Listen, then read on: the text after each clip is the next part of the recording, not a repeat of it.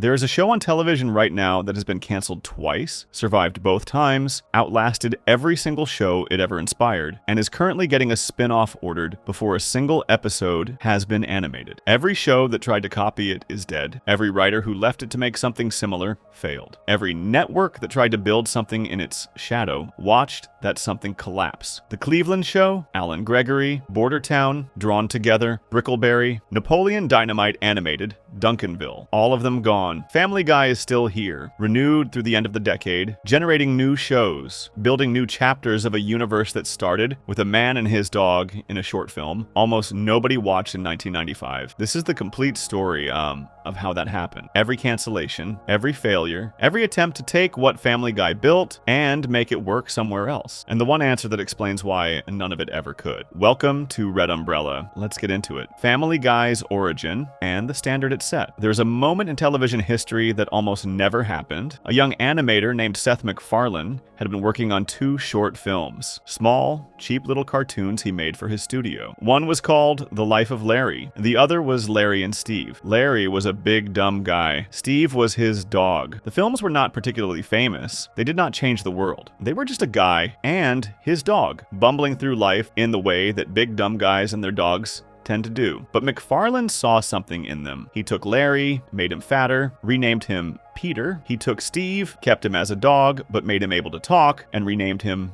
Brian. Then he built a family around them. A wife, 3 kids, a talking baby with a British accent, and unclear plans for world domination. He put them in a fictional Rhode Island town called Quahog. He pitched the whole thing to Fox in 1998. Fox said yes. On January 31st, 1999, Family Guy aired its very first episode immediately after the Super Bowl. That is one of the most valuable television slots that exists. Networks save it for shows they believe in. Fox believed in Family Guy enough to put it in front of tens of millions of people who had just watched one of the most watched events in American sports. That first episode pulled in enormous numbers. Everything seemed set. Then, the show nearly died twice, before it became one of the most unstoppable forces in the history of television. During its second season, Fox moved Family Guy from Sundays to Thursdays. Thursday nights at that time meant one thing above everything else: Friends. Friends was not just a popular show, it was the most watched show on television, the kind of show that cleared the room of everything around it. Family Guy tried to compete on Thursday nights and got crushed. The ratings dropped.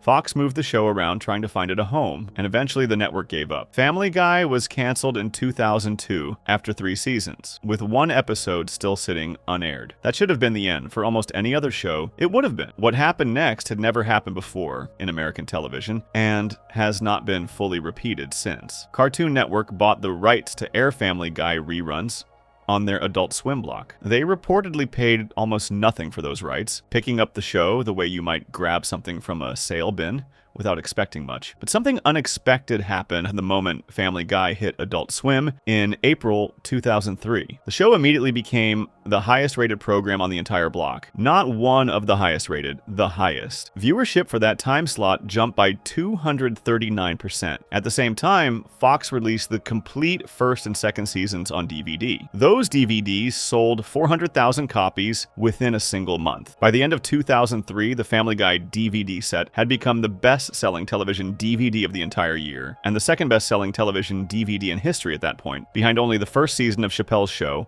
on Comedy Central. The third season DVD set sold over 1 million copies when that came out too. Fox watched all of this happen and could not look away. On May 20th, 2004, Fox ordered 35 new episodes of Family Guy. Television historians noted what had just occurred, because nothing like it had ever occurred before. A show had been brought back from cancellation specifically because of DVD sales, not because of a passionate letter writing campaign, not because a new network bought it, because people were buying the physical discs in enormous numbers. And that told Fox, with perfect clarity, that there was a large and hungry audience out there that the network had miscounted. The revival season premiered on May 1st, 2005. It drew 11.85 million viewers, the highest ratings the show had seen since its very first season. Family Guy had not just come back, it had come back stronger than before, with an audience that had spent 3 years without new episodes and was ready to make up for lost time. Now here is the part that matters for everything that comes after it. Family Guy did not become big because it was simply offensive. It was not the first cartoon to push into adult territory. The Simpsons had been doing sharp, smart, adult-facing animation since 1989. South Park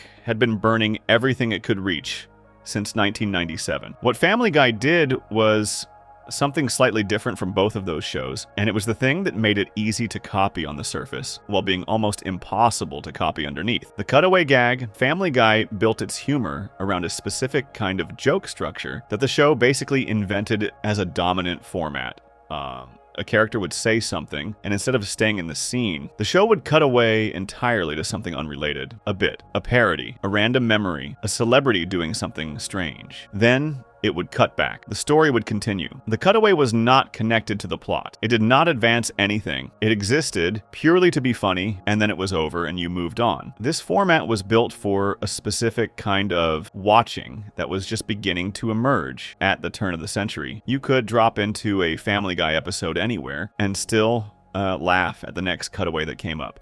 You did not need to follow the story. You did not need to know the characters deeply. The show could be watched in pieces, remembered in pieces, and shared in pieces. Before short-form video existed as a dominant format, Family Guy was already making content that worked like short-form video. Individual gags could live and breathe completely on their own. That quality was later exactly why Family Guy became a phenomenon on the internet. Clips of isolated cutaway gags, pulled from episodes, spread across social media and video platforms without any context. Someone who had never watched a full episode of Family Guy might have seen dozens of individual Family Guy moments. The show was not just a television program. It was a clip engine, producing small, shareable, self-contained bursts of comedy that could travel anywhere and reach anyone. The writers behind the show were not, for the most part, people with animation backgrounds. McFarlane explained that the early writing staff came almost entirely from live-action television, people who were used to writing dialogue-driven comedy rather than animation-specific storytelling. This gave the show a rhythm that felt different from The Simpsons, which had a more literary, carefully constructed sensibility, and different from South Park, which was built around rapid-fire social commentary. Family Guy operated on gut instinct and pop culture memory, firing references and bits faster than any show had before. The show's success created an obvious problem for every television network watching it happen. How do you get more of it? The simple answer seemed to be, make shows that look and feel like Family Guy. Copy the animation style. Copy the adult comedy tone. Put a dysfunctional family in a fictional town. Give them outrageous neighbors and strange situations. Add cutaway gags. Aim the whole thing at adults who liked rude humor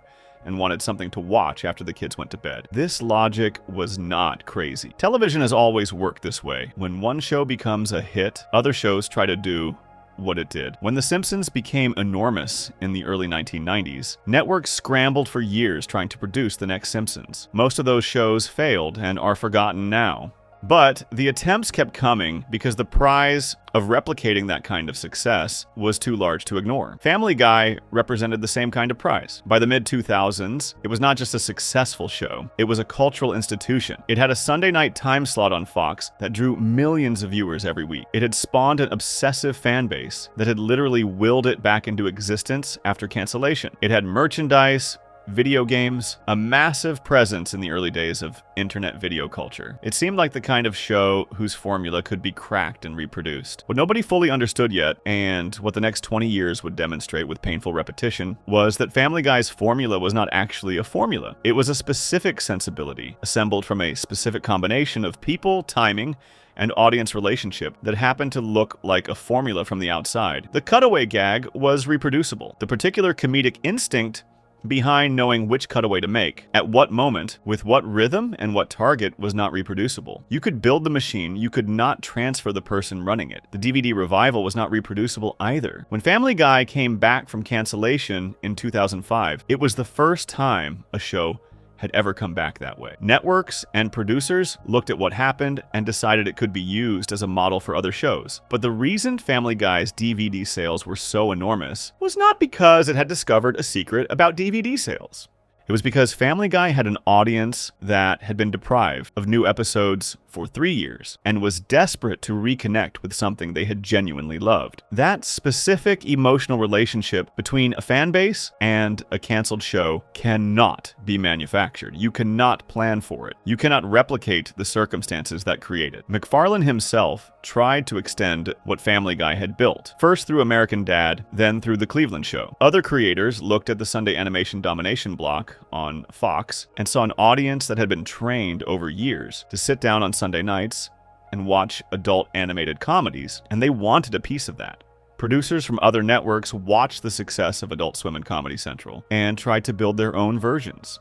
Every single attempt to repeat what Family Guy did in the ways that seemed most logical to try either failed outright or ended up producing something that survived only by becoming something fundamentally different from Family Guy. The show that inspired all of them is still running. The shows that tried to be it are gone. That pattern did not happen by accident. What most of the imitators never stopped to ask was a question that sounds simple, but turned out to be the hardest one in television. What was Family Guy actually doing that made any of this work? Not what did it look like it was doing, not what could be copied at the surface level. What was the real mechanism underneath the cutaway gags and the talking dog and the big stupid dad and the offensive jokes that made audiences keep coming back, keep buying the DVDs, keep watching the reruns, keep generating an audience in the 21st century that was larger in some ways than the one that watched it in 1999? The answer to that question is the reason every show on this list is dead, while Family Guy is about to get its own spin-off. Before we move on, if you're enjoying this analysis, please consider subscribing. It helps the channel tremendously. And the first show to learn that lesson the hard way was the one that should have been safest of all, a spin-off built on one of Family Guy's own characters, produced by Family Guy's own creator, scheduled in Family Guy's own Sunday night home, a show called The Cleveland Show that started with 9 million viewers, ran 4 seasons, and ended with Family Guy's cast mocking it on television after it died. Section 2, The Cleveland Show. Family Guy's first victim. Cleveland Brown was never supposed to be the star. For 10 seasons on Family Guy, Cleveland Brown existed as one of Peter Griffin's group of friends, the calm one, the reasonable one, the one most likely to say something measured and grounded, while Peter and Quagmire and Joe were busy being loud and chaotic. Cleveland was gentle, Cleveland was steady. Cleveland had a running gag where something would crash through his house while he was in the bathtub, and he would float out into the street still in the tub, announce that he was in the tub, and then the tub would fall and crash. That was his signature moment. A man in a bathtub getting knocked out of his house. That is the character Seth MacFarlane decided to build a whole separate television show around. To understand why that decision was made, you have to understand what Family Guy looked like from the outside in the middle of the 2000s. The show had come back from cancellation and become bigger than it had ever been before. The season 4 premiere drew nearly 12 million viewers. The DVD sets were selling in numbers that had shocked the entire industry. Fox had a Sunday night block called Animation Domination that was pulling in a reliable audience week after week. The network wanted more animated content. MacFarlane was the hottest name in adult animation. The combination of all those things pointed toward one obvious move: give MacFarlane another show. American Dad had already launched in 2005 and was finding its footing. But MacFarlane had another idea. He wanted to take Cleveland Brown, the quiet neighbor from Quahog, and spin him off into his own series. Cleveland would leave Rhode Island. He would move back to his hometown in Virginia, a small fictional town called Stoolbend. He would reconnect with a woman named Donna, who he had loved in high school but never ended up with him. He would marry her. He would become a stepfather to her 2 kids, Roberta and Rallo, while also raising his own son Cleveland Jr., who had been redesigned from the hyperactive little kid he was on Family Guy into a much heavier, quieter, gentler teenager. There would be new neighbors, new friends, new situations. Fox ordered the show before the pilot even aired. In fact, Fox renewed it for a full 2nd season before a single episode had been broadcast. That is how much faith the network had in the premise based purely on the Family Guy name attached to it. The Cleveland Show premiered on September 27th, 2009, immediately after King of the Hill ended its run on the same network. It drew over 9 million viewers for that first episode. By any normal standard, those are strong numbers for an animated premiere. The early signs looked good. Fox had another animated hit in its lineup, or so it seemed. Then something started happening that could not be stopped. The ratings fell.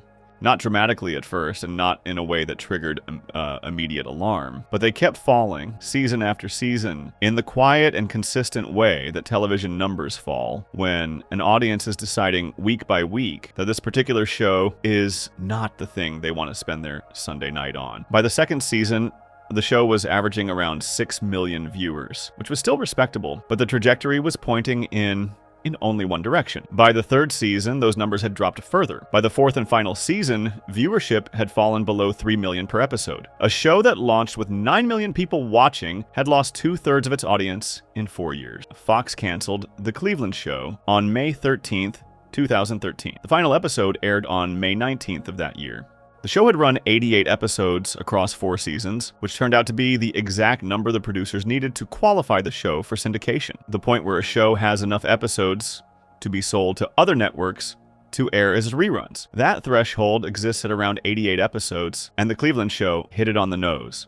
Some observers noted at the time that it looked very much like the later seasons of the show were being produced specifically to reach that number, not because anyone believed the show had more creative life in it. When Cleveland Brown returned to Family Guy the following year, in an episode called He's Blah-Awk, the show did not treat his return as a triumphant homecoming. The Family Guy cast spent much of the episode making jokes about how badly the Cleveland Show had failed. They mocked its theme song. They mocked its premise. They mocked the fact that it had ended. The show that Cleveland had starred in was being used as punchline material by the show he had left. That is a specific and unusual kind of humiliation that does not happen to many television characters. So what actually went wrong? The most honest answer is that The Cleveland Show was built on an assumption that turned out to be completely false. The assumption was that the audience liked Family Guy because of the specific combination of characters in it, and that if you took one of those characters and gave him his own show, some meaningful portion of that audience would follow. Cleveland was likable. Cleveland had fans. Cleveland had been on the show for 10 years. Surely a Cleveland-centered story could hold an audience the way Family Guy held one, but that is not how it worked. The audience did not like Family Guy because of Cleveland Brown specifically. They liked Family Guy because of everything Family Guy was. The rhythms, the specific chemistry between all the characters together, the particular way Peter and Lois and Stewie and Brian bounced off each other, the texture of Quahog as a setting, the complete and specific world that had been built up over years. Cleveland was part of that world. He was not by himself the world. When the Cleveland Show moved Cleveland to a new town with a new family and new friends, it was not giving the audience more of what they loved. It was giving them a different thing that happened to have a familiar face in the middle of it. And that different thing had to earn its own audience from scratch, which it was never quite able to do because it kept being compared to Family Guy and kept coming up short in that comparison. The comparison was nearly impossible to avoid. The Cleveland Show used the same animation style as Family Guy. It used cutaway gags in the same way Family Guy did. The rhythms of its comedy were almost identical. The structure of the family, a bumbling but good-hearted father, a smarter and more grounded wife, kids who served mostly as background characters, mapped almost directly onto the Griffin family. Even the tone of the show, the specific blend of warmth and rudeness and pop culture references and absurd humor, felt like a slightly off-brand version of the same thing. Critics noticed this immediately. Reviews pointed out that the show struggled to separate itself from its parent. Audiences felt it too, even if they could not always put words to it. Watching The Cleveland Show could feel like watching a cover version of a song you liked. All the notes were there. The melody was recognizable. But something essential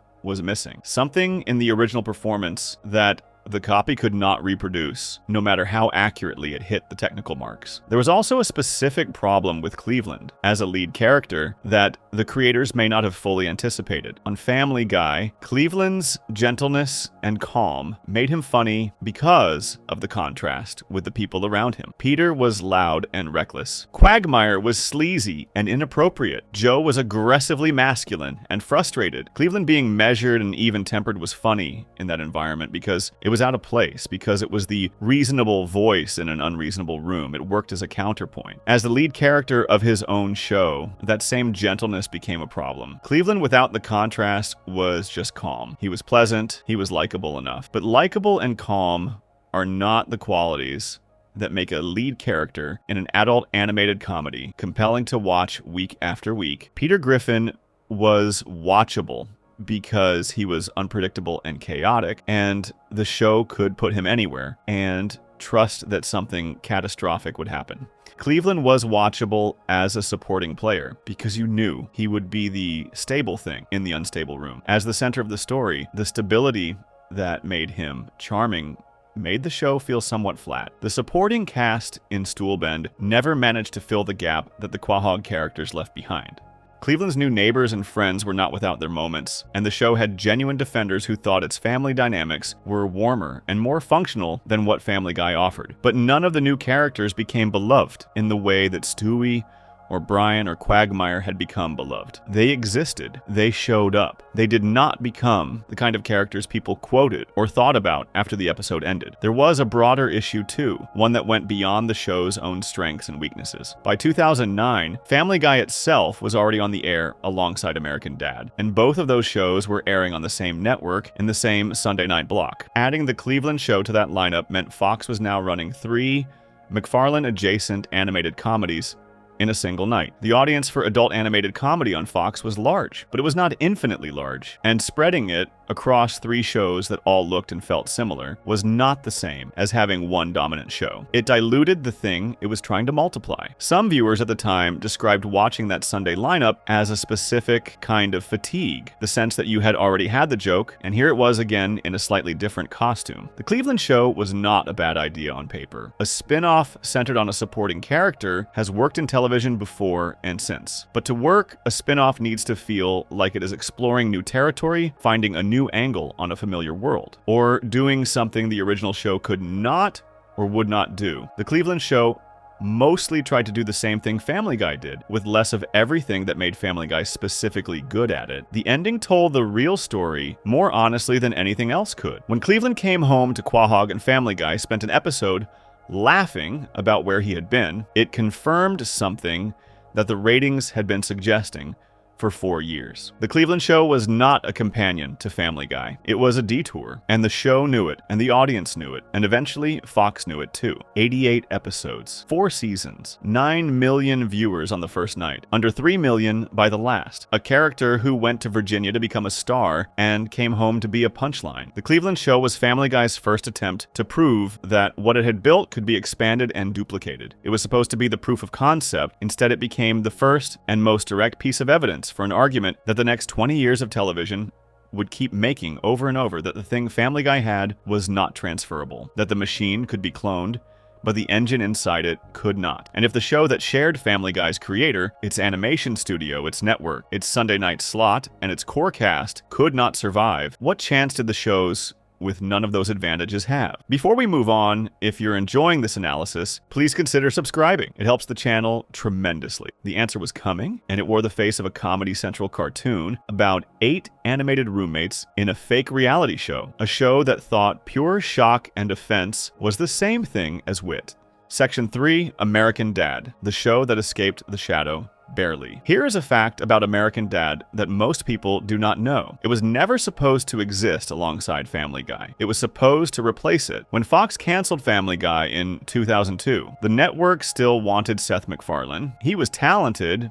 He was cheap compared to what he would later cost, and Fox believed that the problem was not MacFarlane himself, but the specific show he had made. So the network kept the relationship alive and let MacFarlane develop something new. That new thing became American Dad, a show about a CIA agent named Stan Smith, his wife Francine, his daughter Haley, his son Steve, an alien named Roger, who had been living in the attic since 1947, and a talking goldfish named Klaus, who was actually a German man whose brain had been put into a fish body during a Cold War experiment. The show was inspired, at least in part, by the 2000 presidential election in the United States. MacFarlane and his co-creator Matt Weitzman wanted to make something that engaged with politics, and specifically with a very particular kind of aggressive, flag-waving, rules-following American conservatism that they found both funny and worth examining. Stan Smith was built to be that character, a man who loved his country with an intensity that went well past reasonable, who followed orders and trusted authority, and was often completely wrong about almost everything, while being completely certain he was right. American Dad premiered on February 6, 2005, immediately after Super Bowl 39. Just like Family Guy had premiered after a Super Bowl 6 years earlier, American Dad's got the most valuable launch slot television has. Tens of millions of people watched the first episode because they were already sitting in front of the television after the game. Then, 3 months later, Family Guy came back. The revival of Family Guy was announced in May 2004, and the new episodes started airing on May 1st, 2005, just months after American Dad had launched. Suddenly, American Dad was no longer a replacement. It was a companion. Not just a companion, but a companion that was immediately overshadowed by the show it had been meant to succeed. Family Guy came back to massive ratings, enormous audience excitement, and the full weight of 3 years of pent-up demand from fans who had missed it. American Dad was sitting right next to all of that, fighting for attention in a room that Family Guy was filling completely. The early critical response to American Dad was brutal in a specific way. Writers and reviewers looked at the animation style, which was nearly identical to Family Guy, looked at the family structure, which was another variation on the bumbling father and smarter wife model, looked at the general adult comedy tone, and concluded, before giving it a proper chance, that American Dad was simply a pale version of the show McFarlane already had. One writer at the Washington Post described the show, in a piece published around its debut, as disappointing and as a lesser version of what McFarlane had already proven he could do. The assumption that American Dad was just Family Guy with a political angle was baked into the conversation from the very beginning, and American Dad spent years fighting that assumption. What is remarkable, looking back, is that American Dad actually won that fight. Not immediately, and not in the ratings column where Family Guy always dominated, but in a more important way that took time to become visible.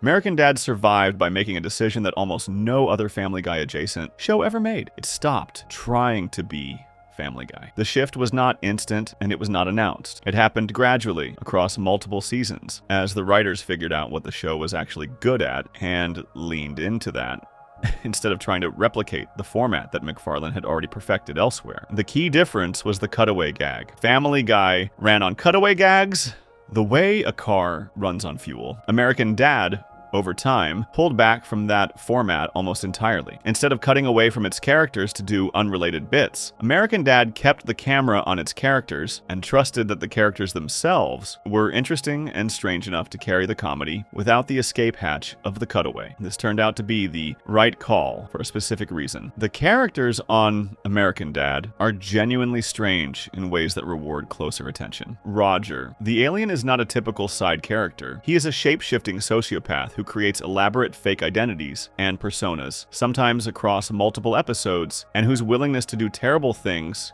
to people who cross him is played for comedy, but also played with a real edge. Klaus the Goldfish started as a one-note joke and grew over the seasons into a character with genuine desires and frustrations, and a melancholy that the show treated with more seriousness than most animated shows would.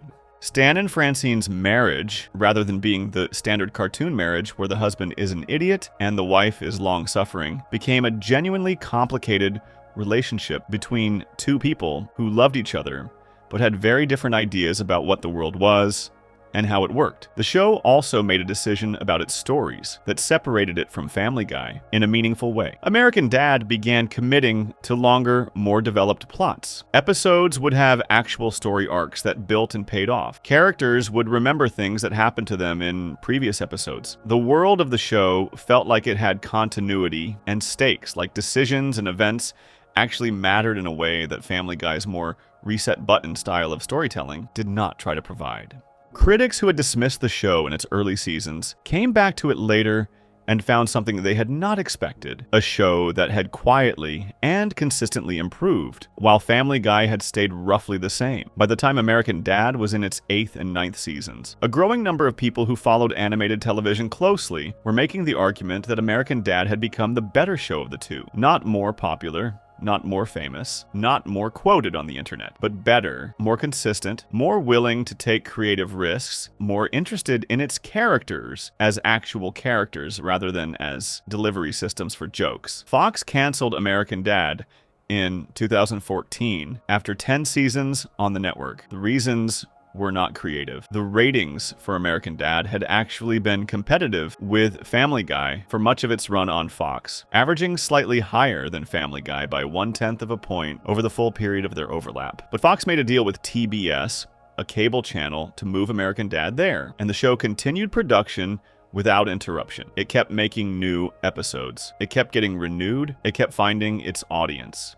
The move to cable hurt the show's raw viewer numbers significantly. Cable channels draw smaller audiences than broadcast networks by default. An American Dad on TBS was pulling in under 1 million viewers per episode by the time the show had been there for a few years, compared to the several million it had drawn on Fox. In terms of pure numbers, American Dad on cable looked like a much smaller show than it had been on broadcast television. But the show was still being made, still being renewed, still finding new stories to tell. And then in 2025, Fox brought American Dad back to its original home. The network announced that American Dad would return to the animation Domination Sunday night block starting in 2026, renewed for 4 more seasons, alongside The Simpsons, Family Guy, and Bob's Burgers. The show that had been pushed off the network to make room for other things was coming home, having outlasted almost everything that had replaced it. That arc tells you something important. American Dad survived not because it was the most popular show or the most talked about show or the show with the biggest audience. It survived because it became genuinely good at being itself, which is a different thing from being good at being Family Guy. Every other show in this essay tried in one way or another to be Family Guy. They took the surface elements, the animation style, the adult humor, the dysfunctional family at the center, the cutaway gags, the offensive jokes, the Fox Sunday night audience waiting to be entertained, and tried to reassemble those elements into something that would pull the same kind of numbers. American Dad started that way too. It looked like Family Guy. It felt like Family Guy in its first few seasons, but then it stopped doing that. And that stopping is the single most important thing that happened to American Dad. The show found something that was its own. Roger the Alien doing a new persona, Stan getting into a feud with Santa Claus, who became a recurring villain on the show across multiple Christmas episodes. Stories that took the characters to completely unexpected places, space, other time periods, entirely different genres that Family Guy would never attempt because Family Guy's format does not require that kind of commitment to a single story. American Dad became a show that was more interested in what it could do than in doing what Family Guy had already done. The result was a show that critics began ranking above its parent, a show whose characters were described as more developed, more likable, and more genuinely funny than the characters on Family Guy had been in years. A show that was making arguments, episode by episode, that the formula Family Guy had invented was not the ceiling of what adult animated comedy on Fox could be. It was just the floor. American Dad is the story in this essay that ends differently from all the others. It is the one show that entered Family Guy's shadow and found a way to walk out the other side. But it is worth being clear about what that required. It required years of being dismissed. It required being moved off its original network. It required a near decade of fighting the assumption that it was a copy when it had actually become something more interesting than what it was being compared to. It required most of all the decision to stop competing with Family Guy on Family Guy's terms. None of the other shows were willing or able to make that decision. They kept trying to be Family Guy, kept using the same tools, kept aiming at the same audience in the same way, and kept failing. __, _2, yeah? __, American Dad is the exception. That proves the rule. It survived because it changed. The ones that refused to change had a different fate waiting for them. A fate that started on Comedy Central in October 2004 with a show about 8 animated cartoon characters living in a fake reality television house. A show that thought the path to success was to be more offensive than Family Guy rather than more original. Section 4, Drawn Together. Shock value without the soul. Comedy Central had a problem in 2004, and the problem was this. South Park was doing something that seemed almost impossible to explain. South Park was a cartoon about 4 foul-mouthed kids in a small Colorado town, a show that said things on television that had never been said on television before, that went after every target it could find with a ferocity that made network executives nervous and audiences completely addicted. It was rude, it was loud, it was intentionally offensive, and it was also, underneath all of that, genuinely smart. The show had opinions, it had arguments it was making. The offensiveness was in service of something, a specific point of view, a willingness to say what other shows were too cautious to say, a comedic intelligence that made even the most disturbing jokes land, because they came from a place of real creative thought. South Park was making Comedy Central money and making Comedy Central relevant in a way that the network had never quite been before. So the network wanted more of it. Not more South Park specifically, but more of what South Park represented. Adult animated comedy that pushed hard against the limits of what was allowed on television and made audiences feel like they were watching something genuinely dangerous. Family Guy was doing something similar on Fox. Here was another adult animated show that said things you did not expect to hear from a cartoon, that went after celebrities and politicians and cultural moments with a cheerful disregard for consequences. And that was building an audience of devoted fans who loved it precisely because of how far it was willing to go. Family Guy had been canceled, but even in reruns on Adult Swim, it was proving that its audience was real and large and hungry for more. Two successful adult animated shows, both defined in part by their willingness to be offensive, both building significant audiences. The lesson that Comedy Central took from this was a reasonable one on the surface. The audience wants adult animated comedy that pushes limits, so give them more adult animated comedy that pushes limits. The show they made to act on that lesson was called Drawn Together. Drawn Together premiered on Comedy Central on October 27th, 2004. The concept was a parody of reality television, specifically the kind of reality show where strangers are put into a house together and filmed constantly. The 8 characters living in the Drawn Together house were each parodies of different kinds of cartoon characters. There was a parody of a Disney princess, a parody of a superhero, a parody of an anime fighter, a parody of an internet cartoon character, and others. The show was advertised as the first animated reality show, which was technically accurate and also somewhat misleading, since the reality show format was mostly a framing device rather than the actual engine of the comedy. The actual engine of the comedy was shock. Pure, relentless, escalating shock. Drawn Together was built on the idea that if you could make an audience uncomfortable enough, disturbed enough, unable to look away, you had done your job as a comedy. The show went after every taboo it could find. It dealt in graphic violence,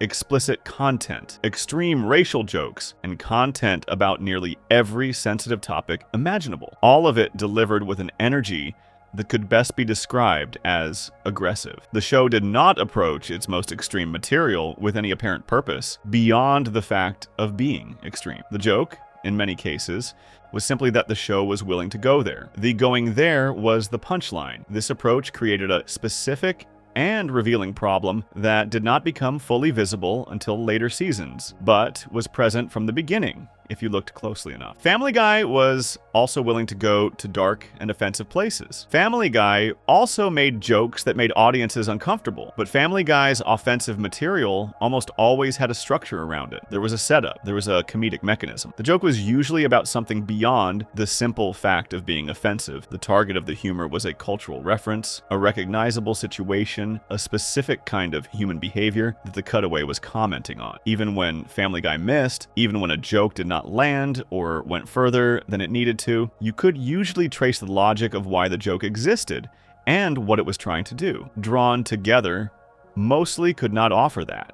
When the show made an extreme joke, the answer to the question of what the joke was trying to do was usually just be extreme. The offense was the destination rather than the vehicle. The show was not using shock to get somewhere. It was using shock because shock was all it had. Adult Swim, the animation block on Cartoon Network that was airing Family Guy reruns at the same time Drawn Together was launching on Comedy Central, made their opinion of the show clear in a way that was unusually direct for one network to comment on another network's programming. In a promotional bump, one of the short filler segments that Adult Swim aired between shows, the block responded to a viewer question about whether American animation always had to be funny by saying, "Of course it doesn't. Just look at Drawn Together." That was a public dismissal from a competing network, and it stuck because it was accurate. The creators of Drawn Together had previously pitched the show to Adult Swim before taking it to Comedy Central. Adult Swim had rejected it. The show then went to Comedy Central, who bought it, and the result was a version of adult animated comedy that Adult Swim apparently wanted no part of. Considering that Adult Swim was the network airing Family Guy reruns to enormous ratings at the exact same time, the fact that they passed on Drawn Together says something significant about the difference between what those two shows were doing. Drawn Together ran for 3 seasons. It ended on November 14th, 2007, the show did not go out on a high note creatively, and the circumstances of its end were complicated by several factors that the show's creators talked about publicly afterward. On the ratings side, Drawn Together had actually performed reasonably well during its run. Most weeks, when it aired new episodes, it was Comedy Central's second highest rated show, behind South Park. That is not nothing. Getting close to South Park numbers on the same network was a genuine achievement, but the show's production costs were high, and the extreme content kept generating complaints from advertisers who did not want their products associated with some of what the show was putting on screen. Comedy Central had supported the show in its earlier seasons, but by the third season had decided that the content had gone further than the network was comfortable defending. The creators Dave Geeser and Matt Silverstein were told after the third season that Comedy Central would not be ordering more episodes. The network's position, as described by the creators themselves, was that they had simply stopped ordering new episodes rather than formally canceling the show, a distinction that made little practical difference to anyone who wanted to watch a fourth season. There was not going to be a fourth season. What came after the cancellation was almost more revealing than the cancellation itself. Geeser and Silverstein eventually made a Drawn Together movie that was released in 2010, 3 years after the show ended. The movie, by multiple accounts from people who watched it, was largely a feature-length expression of the bitterness the creators felt about how their show had been treated and how it had ended. Reviews described the film as the creators spending its running time complaining about being canceled and making jokes at the expense of South Park, which they appeared to resent for surviving when their show had not. One review described the film as the creators simply expressing how angry they were that the show had been canceled. Another called it a bitter film that spent most of its time attacking better programs out of what appeared to be jealousy. The title of the film itself was the Drawn Together movie, The Movie, a joke that reflected the show's style of humor, but also in context felt like a defeated shrug from people who knew they were not going to get another chance at a proper season. The Drawn Together story is useful to examine specifically because of the position the show occupied. It arrived at exactly the moment when adult animated comedy was at its most visible and most discussed. Family Guy was having its revival. South Park was at a creative peak. Adult Swim was building an audience with shows that pushed in experimental directions. The appetite for adult animated content had never been larger. Drawn Together had a network behind it, a real production budget, a time slot, and a clear target audience. It had access to everything a show needs to succeed, except the one thing that actually makes a show succeed: a genuine reason to exist beyond wanting to be like the successful shows that already existed. The show wanted to be the thing that Family Guy and South Park represented without understanding what Family Guy and South Park actually were. It saw the offensiveness and thought that was the product. It did not see that the offensiveness in those shows was a tool being used by writers who had specific things they wanted to say and were using the freedom of adult animation to say them in the most direct and confrontational way available. Family Guy's writers made rude jokes because they thought those specific rude jokes were funny, and because the cutaway format gave them the freedom to make any joke they could think of regardless of how far it went. The offense was a byproduct of creative freedom, not the goal.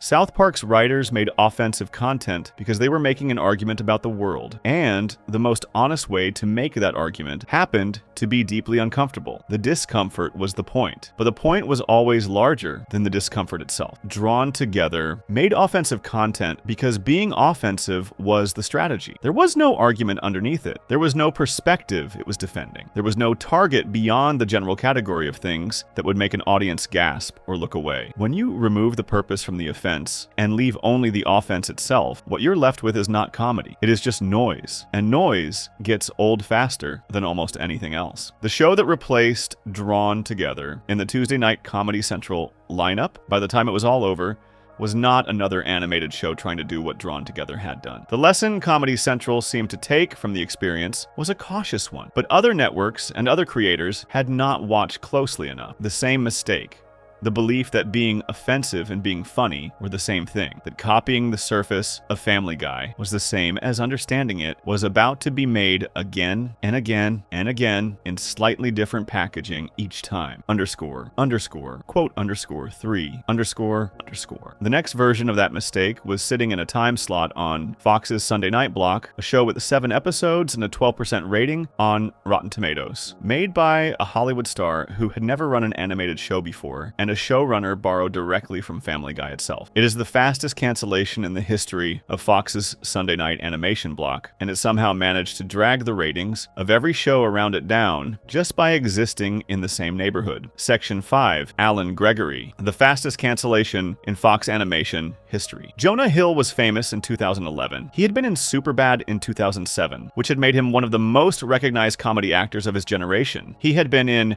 Get Him to the Greek. He was building the kind of career that opened doors in Hollywood that do not open for most people. When Jonah Hill came to Fox with an idea for an animated show, Fox listened. Fox more than listened. Fox said yes, ordered 7 episodes, gave the show a spot in the most valuable animation block on broadcast television, and put it in the Sunday night lineup right alongside The Simpsons, Family Guy, and American Dad. The show was called Alan Gregory. It premiered on October 30th, 2011. It was canceled on January 8th, 2012. It aired 7 episodes total. Between those 2 dates, it managed to become one of the most thoroughly rejected animated shows in the history of American television, pulling off the specific and unusual achievement of making every show around it perform worse, simply by being in the same time slot. To understand what Alan Gregory was, you need to understand what it was trying to do, and why those things did not work together. The show followed a 7-year-old boy named Alan Gregory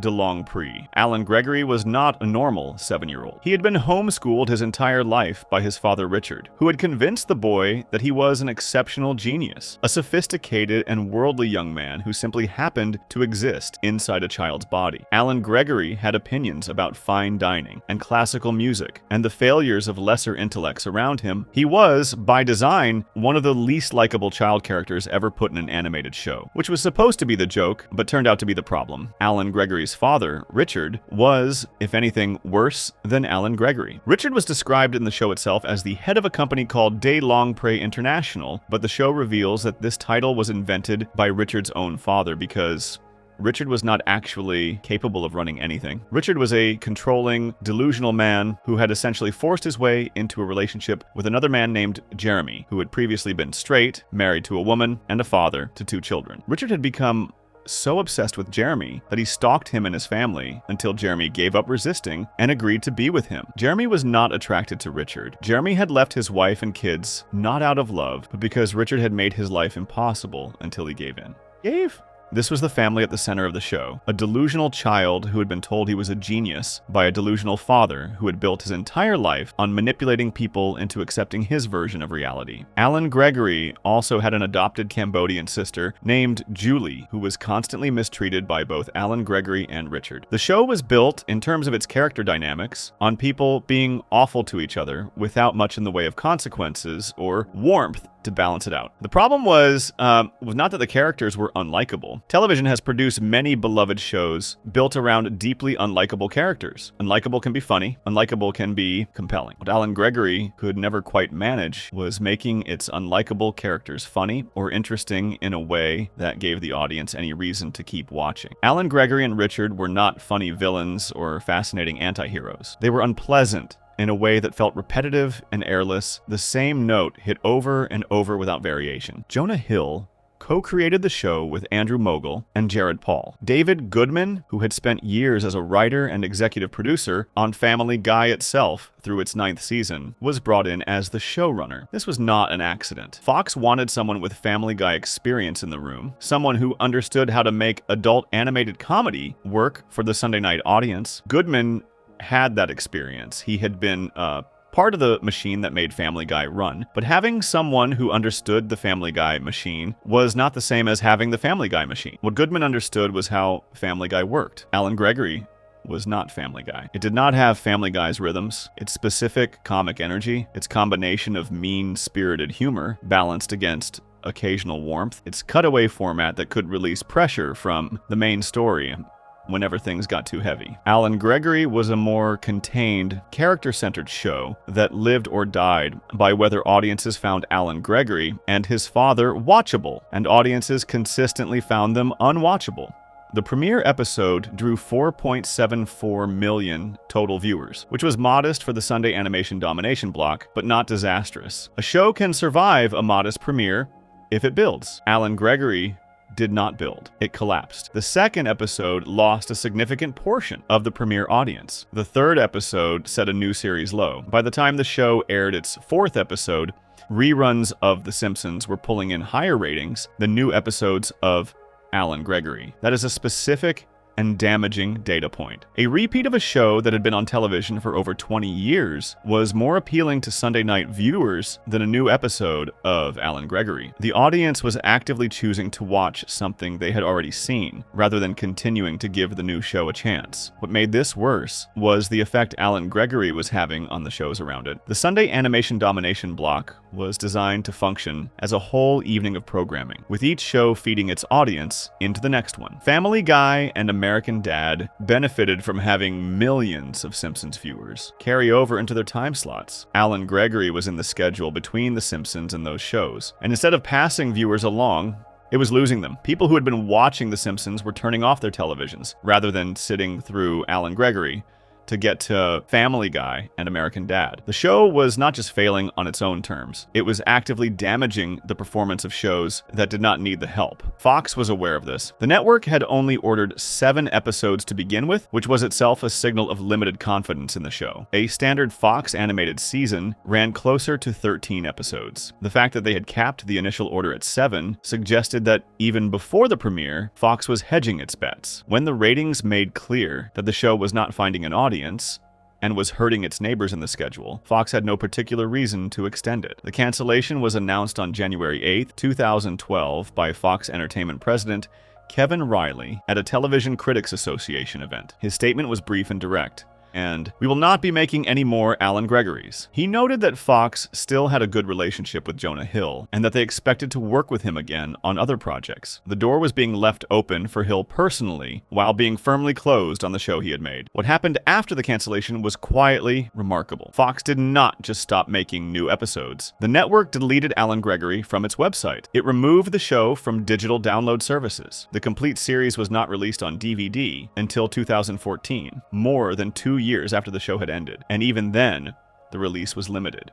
The show essentially disappeared from official channels almost immediately after it was canceled, as if Fox was actively trying to minimize the traces it had left behind. As of the time the research for this essay was gathered, the United Kingdom was apparently the only place in the world where Alan Gregory was still officially available for purchase. That level of array here is unusual. Shows get canceled all the time, and most of them remain available somewhere in some form. The speed and completeness with which Fox moved to remove Alan Gregory from its platforms suggested something beyond ordinary disappointment with a show that had not performed well. It suggested an active desire to put distance between the network and what had happened. The show did make one more appearance in television history. After Alan Gregory ended, Family Guy included a brief cameo reference to the show in its 12th season.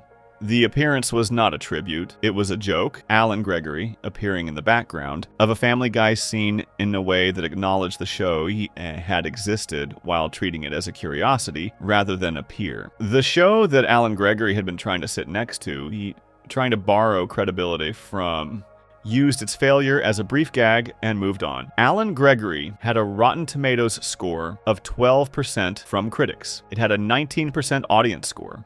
On Metacritic, it landed at 40 out of 100. Those numbers represent something close to a consensus rejection from both the people who get paid to evaluate television and the ordinary viewers who watched it and had opinions about it. A 12% from critics on a show that had Family Guy's showrunner, a Sunday night Fox slot, and a major Hollywood star attached to it is not merely a failure. It is a specific and complete rejection of the specific thing the show was doing. The lesson Alan Gregory carries is different from the lesson of The Cleveland Show, or Drawn Together, though it points in the same direction. The Cleveland Show had a genuine built-in audience from Family Guy and lost it. Drawn Together had real ratings and threw them away through content choices. Alan Gregory never had an audience to lose.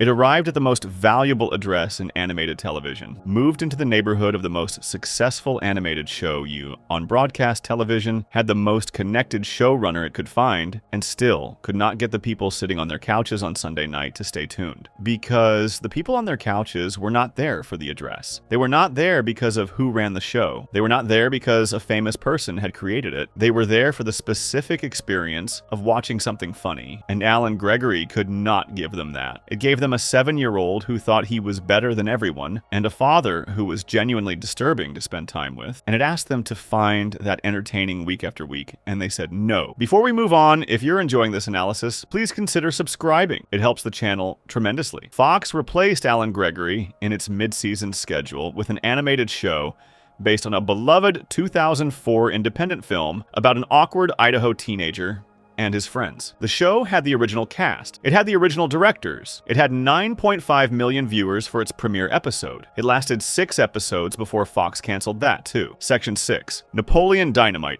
Animated. When the slot kills the show. The Napoleon Dynamite movie came out in 2004 and became one of the most unlikely cultural phenomena of that decade. It was made for $400,000. It was filmed at a real high school in Preston, Idaho, with a cast that was not particularly famous and a story that was almost aggressively uneventful. Napoleon was an awkward teenager who loved drawing mythical creatures and practicing dance moves in his bedroom.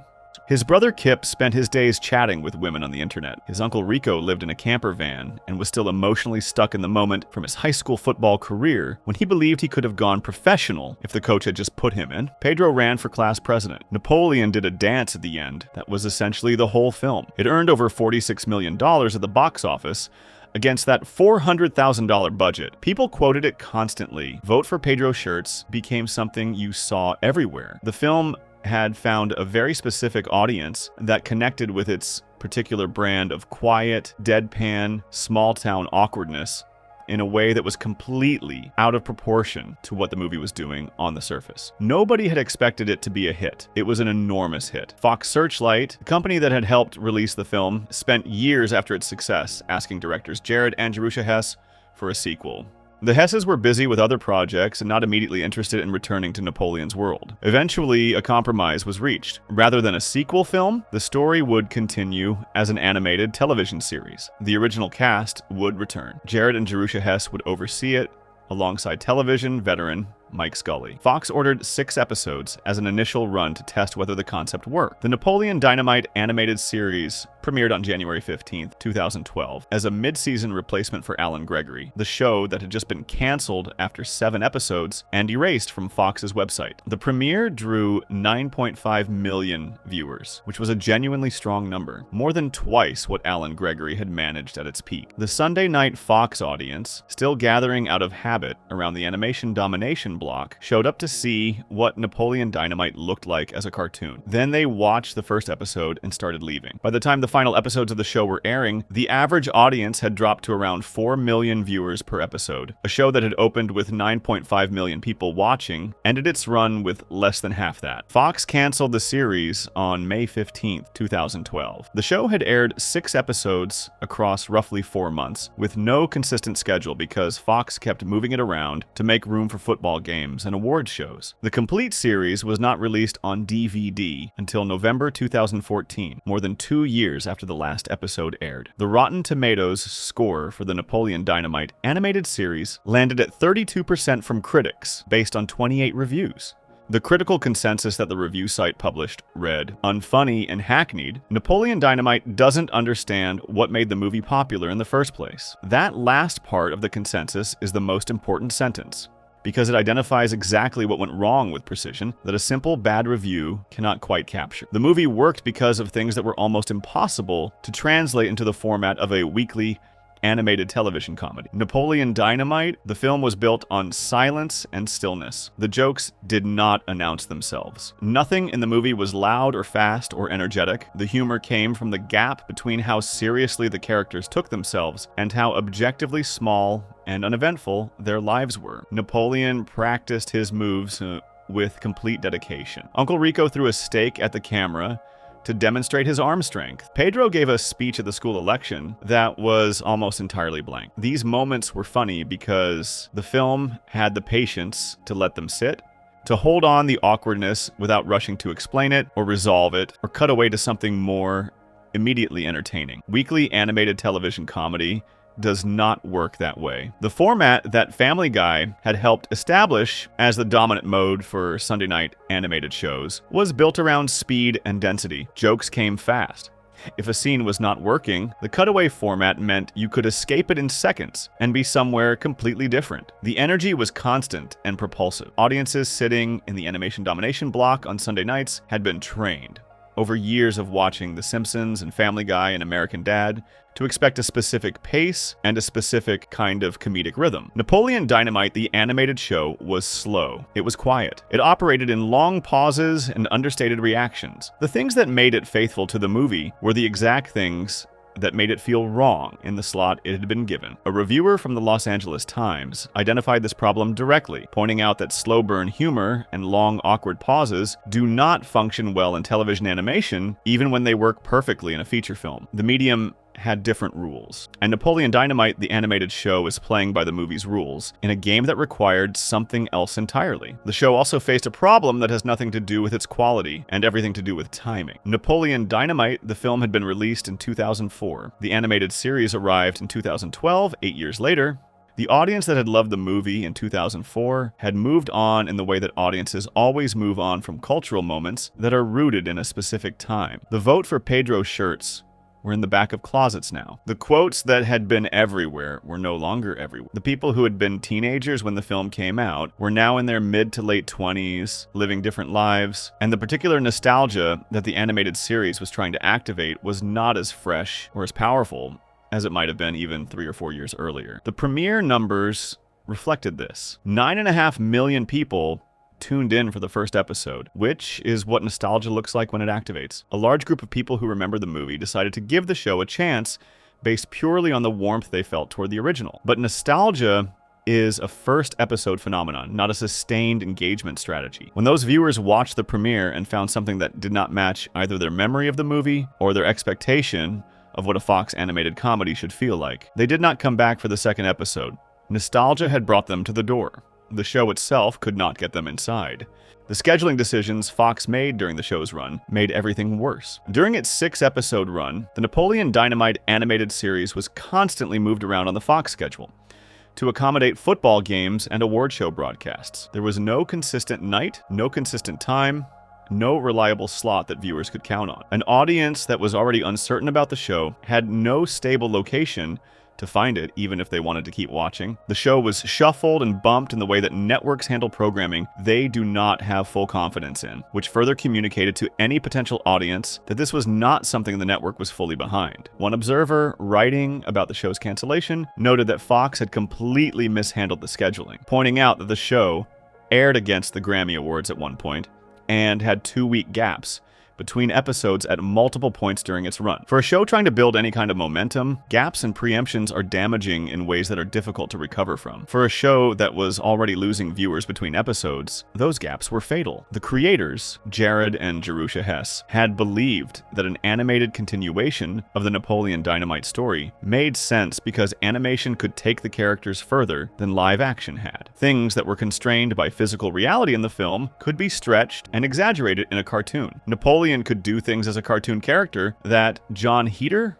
as a live actor, could never do. The logic was sound as far as it went, but the audience did not come to Napoleon Dynamite for exaggerated cartoon physics. They came for the specific texture of a real-looking Idaho town, and the specific awkwardness of watching real-seeming people in genuinely mundane situations. The realism was load-bearing. It was not a limitation of the film that animation could improve on. It was the entire source of the film's comedy. Removing it did not free the story to do more. It removed the thing that had made the story work. Mike Scully, who helped develop the animated series, had previously been a showrunner on The Simpsons. He understood long-running animated television better than almost anyone alive. The Hesses understood Napoleon Dynamite better than anyone alive. And still, the combination of those things could not produce a show that worked. because the fundamental tension between what Napoleon Dynamite was and what the Sunday Night Fox animation block required was not a tension that talent or experience could resolve. What is striking about the Napoleon Dynamite animated series in the context of this essay is that it was not trying to be Family Guy in the way that most of the other shows in this story were trying to be Family Guy. It was not copying the cutaway gag format or the dysfunctional family structure or the adult comedy tone. It was a different kind of animated show entirely,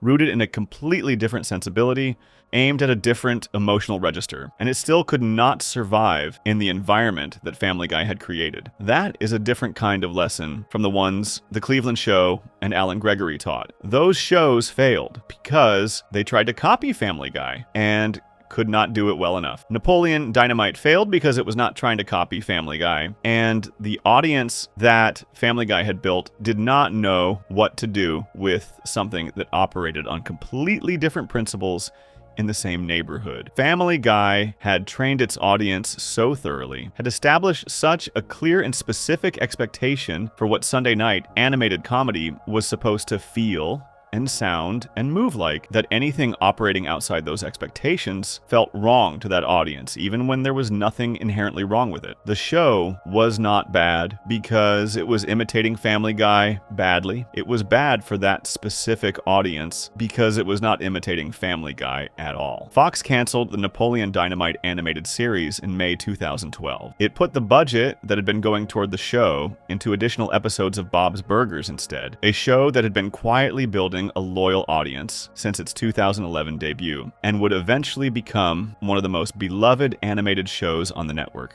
Bob's Burgers survived and thrived, but that is a separate story about a show that found its own identity and held on to it. The Napoleon Dynamite slot was empty. Fox needed something new for the Sunday night lineup, something that could sit in the block and hold the Family Guy audience in place. What they found was a show built around two neighboring families in a fictional town on the United States border with Mexico, created by a man who had spent years writing for Family Guy, and backed by McFarlane himself as executive producer. Quote, that show had every possible advantage. A Family Guy writer in the creative chair, McFarlane's name attached as a producer. The Sunday Night Fox slot, a timely, politically charged premise. It averaged less than 2 million viewers before Fox pulled the plug, and critics described it as mistaking crass and desperate jokes for actual comedy. Hobby Section 7, Bickleberry, Family Guy's lowest imitator. There's a moment in the history of Bickleberry that tells you almost everything you need to know about the show before you watch a single episode. When the creators of Bickleberry, Waco Ogan, and Roger Black were developing the show and trying to find a network to air it, they took it to Fox first. Fox ordered a pilot episode in 2007. Then Fox looked at the pilot and passed on the series. The reason Fox gave for passing was that the show was too offensive. Read that sentence again slowly. Fox, the network that had been airing Family Guy since 1999, the network that had revived Family Guy after cancellation specifically because the audience demanded it back, the network whose Sunday night animation block was built on the foundation of a show that had been considered outrageous and boundary pushing since the day it premiered, looked at Bickleberry and decided it was too offensive for them to air. That should have been a signal.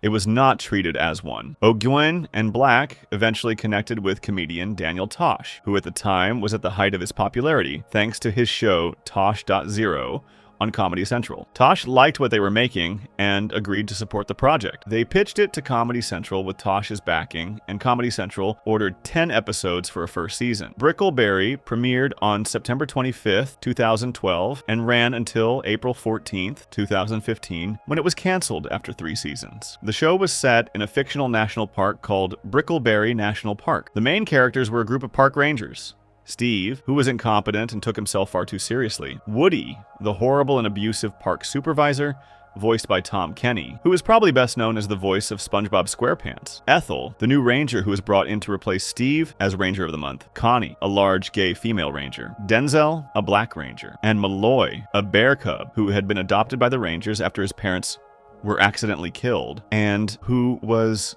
deeply unpleasant to almost everyone around him. The show's creators openly acknowledged the debt they owed to Family Guy and South Park. In interviews around the time of the show's launch, O'Ginn and Black said directly that Family Guy and South Park had paved the way for what they were doing. This was an honest statement. It was also, in a way, a confession of the show's central problem. A show that describes itself as following a path paved by other shows is a show that is, by definition, not paving its own path. Bickleberry copied Family Guy's visual style so closely that multiple critics noted it on site. The animation looked like a cheaper, slightly cruder version of the Griffin family's world. The characters moved with the same limited range of motion. The facial expressions operated in the same small range. The overall look of the show communicated before a single joke had been made that this was a show that had used Family Guy as its visual blueprint. One reviewer described the show as ripping off Family Guy, American Dad, and The Cleveland Show, right down to the art style, animation, and cutaway gags. The show used cutaway gags. Not occasionally, not sparingly, but as a regular structural device in the same way Family Guy did. This was the most direct possible signal that the show understood Family Guy as a technical format to be replicated, rather than as a specific sensibility to be understood. The cutaway gag is not a feature you can borrow and expect to work the same way. In Family Guy, the decision of what to cut to and when to cut there comes from a specific comedic intelligence that had been developing since 1999. In Bickleberry, the cutaways existed because the show had observed that Family Guy used cutaways and concluded this was part of the formula. Ross Benamy of Paste magazine gave Bickleberry a score of 0.5 out of 10. His review described the show as poorly constructed, horribly executed, and groan-worthy rather than funny in any way. He called it a show that was actually painful to watch because it kept finding new depths of tasteless jokes without any punchline that were worse than the ones that came before them. That last part is the important observation. The jokes had no punchline. The offensive content was the content. There was nothing on the other side of it. Brian Lowry of Variety made a comparison that cut to the heart of what separated Bickleberry from the shows it was imitating. He wrote that South Park had long established animation as a fine place to challenge ideas and go after targets, but that Bickleberry had nothing more on its mind than seeing how far it could push jokes about body parts and people with disabilities. He was identifying the same gap that existed between Drawn Together and the shows Drawn Together wanted to be. The difference between offensive material that is in service of something and offensive material that is the entirety of what is being offered. Jesse Shadeen of IGN was even more direct. In his review, Shadeen wrote that in South Park, there is always an underlying sense of humanity to offset the humor, and that Bickleberry lacked that. The word humanity is important here. It is pointing at something that is difficult to define, but immediately recognizable when it is present, and immediately noticeable when it is absent. Family Guy, even at its most outrageous, operated with a fundamental understanding of why people were funny and what made human behavior absurd. The Griffin family, underneath all the chaos and the cutaway gags and the offensive humor, were recognizable people in recognizable situations that had been stretched to their most ridiculous possible extreme. There was something underneath the jokes that was about actual human experience. Bickleberry's characters were constructions designed to deliver offensive jokes, rather than people designed to be funny because of who they were. Woody was not interesting as a character. He was a delivery system for mean behavior. Steve was not interesting as a character. He was a delivery system for incompetence jokes. Malloy the bear was compared directly by some critics to Rallo from The Cleveland Show, both in terms of personality and even in terms of the sound of the name, a talking animal who existed primarily to be unpleasant to everyone around him. The show's ratings told the same story the reviews were telling. In its first season, Bickleberry averaged 1.9 million viewers per week. By the second season, that had dropped to 1.6 million. By the third and final season, it had fallen to 1.2 million.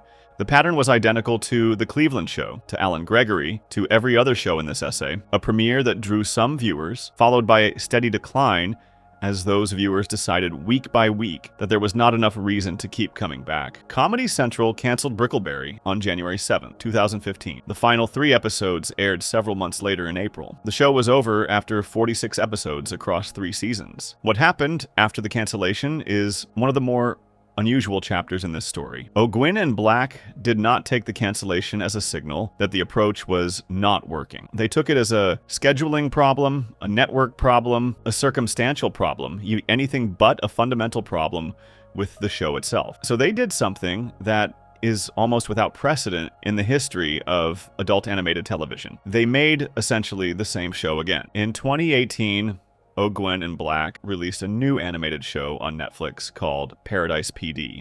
Paradise PD was about a dysfunctional police department in a small fictional town. The characters were a group of incompetent cops with exaggerated personality flaws. The humor was crude and offensive and built on shock rather than genuine comedic construction. The show used cutaway gags. The animation looked almost identical to Bickleberry. The creative DNA was so similar that critics and viewers immediately noted that Paradise PD was functionally a spiritual remake of Bickleberry with a different setting and a slightly different cast. The second season of Paradise PD even featured a crossover with Bickleberry, where it was revealed that two of the main characters from the two shows were cousins. The creators were not trying to hide the connection. They were leaning into it, treating the two shows as part of the same creative world, rather than as a new attempt to do something different from what had failed before. Paradise PD ran for 4 seasons on Netflix before the streaming service canceled it in 2022. The show had existed in a slightly different environment from Bickleberry, streaming rather than cable television with different pressures around ratings and renewals. But the creative identity of the show was so similar to its predecessor that the eventual cancellation felt inevitable in retrospect. The same approach that had not worked on Comedy Central did not work on Netflix either. The approach had not changed because the creators appeared to genuinely believe that the approach was sound, and the failure had been the fault of external factors. There is something almost admirable about that level of commitment to a vision, and something instructive about what it produced. Bickleberry is the show in this essay that makes the argument most purely and most directly. It is the show where the imitation of Family Guy is most visible and most explicit, where the gap between the imitated surface and the missing substance is widest, where the creators themselves told interviewers that Family Guy paved the way for what they were doing. It is the show that proves, with the most complete evidence, that paving the way is not the same as building the road. Family Guy paved the way. That means Family Guy did the work of establishing that adult animated comedy could be this loud, this rude, this willing to go after anything. Family Guy absorbed the criticism and the controversy and the 2 cancellations and the fights with Fox and the advertiser complaints. Family Guy proved the audience existed. All of that is what paving the way means. What it does not mean is that the road Family Guy built can be used by anyone who shows up with a similar looking vehicle. The road exists.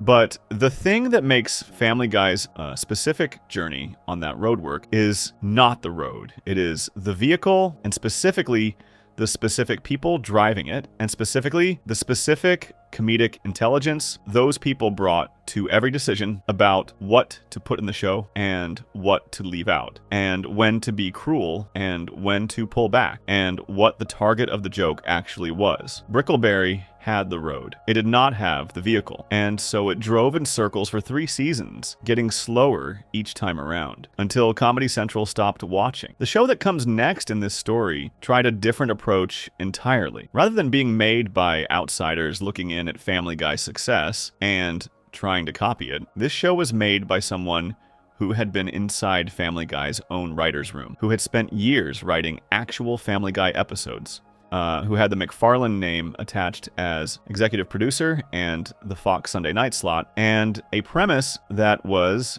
genuinely timely and potentially interesting. __6__, it averaged less than 2 million viewers. Fox described the ratings as a bust from the very beginning. Critics said it mistook crass and desperate jokes for topical humor. It lasted 1 season. The lesson was always the same. The address never mattered as much as everyone thought it did. Section 8, Bordertown, The Family Guy, writer's failed attempt. Mark Hentemann had something that almost nobody else on this list had. He had been inside the room, not near it, not adjacent to it, not borrowing a showrunner who had worked on the show 3 seasons ago, or attaching a producer whose name was associated with the network. Hentemann was an actual Family Guy writer. He had written for the show. He understood how the writer's room worked, how the jokes were constructed, how the cutaway gag decisions got made, what the rhythm of the show felt like from the inside. If the argument was that Family Guy succeeded because of a specific creative intelligence in the room and that other shows failed because they were trying to copy that intelligence from the outside, then Henteman was the test case for whether carrying that intelligence out of the room and into a new project was enough to make a new project work. The answer was no. Bordertown premiered on Fox on January 3rd, 2016. It was canceled on May 12th, 2016. The show aired one season of 13 episodes, averaged a 0.9 rating in the adults 18 to 49 demographic, and approximately 2 million viewers per episode across its run, and was described by Variety as a ratings bust from the very start of its time on the network. Seth MacFarlane was the executive producer, and the show aired on the Fox Sunday night animation Domination block. It had everything a show needs to succeed by the logic that had governed every previous attempt to build something in Family Guy's neighborhood. The premise of Bordertown was genuinely interesting on paper. The show was set in a fictional town called Mexifornia, situated on the border between the United States and Mexico. The story followed two neighboring families, the Buchwalds and the Gonzaleses. Bud Buchwald was a border patrol agent, a man defined by his suspicion and resentment of the Mexican family living next door. Ernesto Gonzalez was an immigrant who had been in the country for less than 10 years, working hard, raising his family, trying to build something in a place that did not always welcome him. The tension between those two men and between their two families, who were constantly in each other's lives, whether they wanted to be or not, was the engine the show was supposed to run on. This was 2016, which meant the political climate in the United States was at a specific and unusually intense moment around the exact topics Bordertown was trying to address: immigration, the border, the relationship between American culture and Mexican culture, the specific anxieties and resentments and hopes that surrounded those subjects. All of it was at the center of national conversation in a way it had not been for years. A show set literally on the border between those two worlds, with a protagonist whose job was enforcing the line between them, and a neighbor whose life represented what that line was designed to stop. Could have been a sharp and genuinely relevant piece of work. Instead, Bordertown mostly just made loud, blunt jokes about the things it was supposedly examining. The Rotten Tomatoes critics' consensus for Bordertown described it with precision. Bordertown's controversy-rich premise is an idea disappointingly ill-served by its execution, which repeatedly mistakes crass, desperate gags for topical humor. That phrase, mistakes crass, desperate gags for topical humor, is doing a lot of work. It is describing a show that looked at genuinely complex and timely material and responded by making the crudest possible jokes about it, rather than finding the comedic and human truth inside it. Bud Buchwald was described by reviewers as extremely unlikable, a character whose entire identity was built around his racism toward Mexicans. This created a problem the show never solved. A bigoted main character can absolutely be the center of a great comedy. Archie Bunker on All in the Family, one of the inspirations MacFarlane himself cited for Family Guy, was a bigot. The difference was that All in the Family knew exactly what it was doing with Archie Bunker. The show had a specific and thoughtful relationship with his bigotry, using it to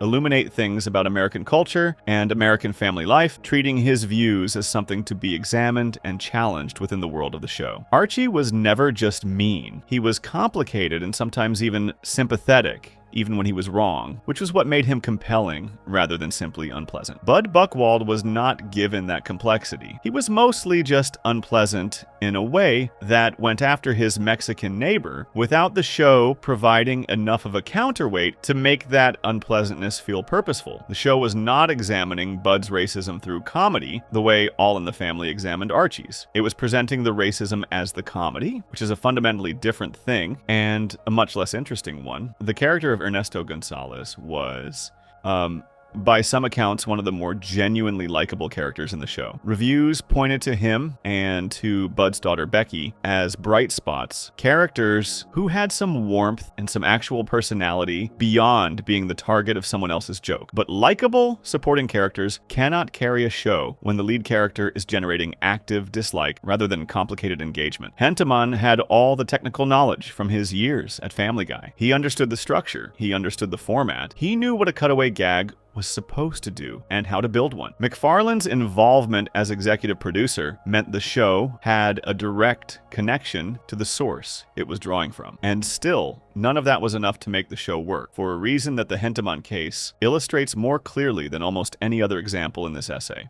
The thing that makes Family Guy's specific creative intelligence work is not transferable as a set of skills or techniques. It is not a craft that can be learned and then applied to different material. It is inseparable from the specific combination of everything that makes Family Guy Family Guy. The characters, the world, the history of the show, the specific relationships between Peter and Lois, and Stewie and Brian and Quagmire, the 15+ years of audience relationship that had been built around those specific people in that specific town. When you take the techniques out of that context and apply them to a new set of characters in a new setting, the techniques do not automatically generate the same result. They generate something that looks like Family Guy from a certain distance, but feels hollow when you get closer. One reviewer on IMDb described Bordertown directly as a cheap knockoff of Family Guy, saying the characters were two-dimensional and bland, and that the show offered nothing in the way of entertainment. Another reviewer wrote that the jokes felt like reused Family Guy jokes that had been transplanted into the wrong show and had lost whatever made them work in the original context. The phrase reused jokes is particularly telling because it suggests something about how the comedy was being generated, less like something fresh being created and more like a familiar mechanism being applied to new situations without checking whether the mechanism was suited to those situations. The show's Metacritic score landed at 46 out of 100, and its Rotten Tomatoes score was 35% from critics. These are not the numbers of a show that had some problems, but showed promise. They are the numbers of a show that was not working on a fundamental level, and that critics recognized as not working almost immediately. The ratings trajectory followed the same pattern that had appeared in show after show throughout this essay. The premiere drew modest numbers. The subsequent episodes drew fewer. By the time the show was in the middle of its only season, Fox had moved it to a 6 p.m. time slot, which is effectively where networks put shows they have given up on, but still have contractual obligations to air. A show in the animation Domination block getting moved to 6 p.m. is being put in a holding area before the formal announcement of its end. The audience that the Sunday night block had built was watching at 8 p.m., at 8:30 p.m., at 9 p.m. They were not watching at 6 p.m., and moving Bordertown, there was not a programming decision so much as a quiet acknowledgement that the show had no audience left to consider. Fox canceled Bordertown in the same announcement in May 2016 that also canceled 2 live-action comedies, The Grinder and Grandfathered. The Variety article covering the cancellations noted that even with a hit-making executive producer in McFarlane behind Bordertown, the show had failed to generate any meaningful noise in the ratings. The McFarlane name, the article was noting, had not been enough. The most famous name in adult animated comedy had put his name on this project, and the audience had still not come. That was a specific and significant data point in the ongoing story of what Family Guy's success could and could not do for the shows around it. What Bordertown demonstrates, and what makes it the most direct test case in this essay, is the limits of insider knowledge. The reasonable assumption going into Bordertown was that a show created by someone who had written for Family Guy, produced by the man who created Family Guy, airing on the network that had been home to Family Guy for nearly 2 decades, had the best possible chance of capturing some of what made Family Guy work. The show had direct access to the source in a way that Bickleberry and Alan Gregory and The Cleveland Show did not. If any show was going to succeed by proximity to the original, it should have been this one. The fact that it failed as completely as it did in the same way as the shows with far less access to the original is the clearest possible statement about what Family Guy's success actually consists of. It is not a formula that can be carried out of the room and applied elsewhere. It is not a set of skills that, once learned, produce the same result in a new context. It is something that exists specifically and only in the combination of that show, those characters, that world, and the specific audience relationship that had been built across more than 15 years of episodes, cancellations, revivals, and Sunday nights spent together. Mark Henteman knew everything about how Family Guy worked. He just could not make that knowledge do anything in a different room with different characters and a different story. The knowledge was real. It simply did not travel. There is one more show to examine before this essay arrives at the full picture of what Family Guy actually did to the television landscape around it. It is a show that had something almost none of the others had. Genuine, verified critical support, a celebrated creator, respected producers, and a Rotten Tomatoes score of 91%. It had everything except the one thing that kept mattering above all the others. It had 500,000 viewers in its final season, and Fox canceled it anyway, quietly, pulling its last 6 episodes from the schedule entirely and sending them to a streaming service to air without ceremony. Before we move on, if you're enjoying this analysis, please consider subscribing. It helps the channel tremendously. The lesson that show carries is the one that cuts deepest because it removes the easy explanation that the failed shows were simply bad and replaces it with something more uncomfortable, that in the shadow of Family Guy, even being genuinely good was not enough. Section 9, Duncanville. When critically praised isn't enough, there's a version of this story where Duncanville should have been fine. It had Amy Poehler, one of the most beloved comedy performers in the country, who had spent years on Parks and Recreation building the kind of audience goodwill that most television creators never achieve. It had Mike Scully, who had been a showrunner on The Simpsons during what many people consider the show's strongest creative period. It had Julie Thacker Scully, who had also worked on The Simpsons as a writer and producer. The three of them together represented a combination of comedic talent and animation experience that almost no new show gets to start with. The show itself was genuinely liked by the people whose job it was to evaluate television. Duncanville premiered on February 16th, 2020, and landed with a 91% approval rating on Rotten Tomatoes from critics. The number is not just good.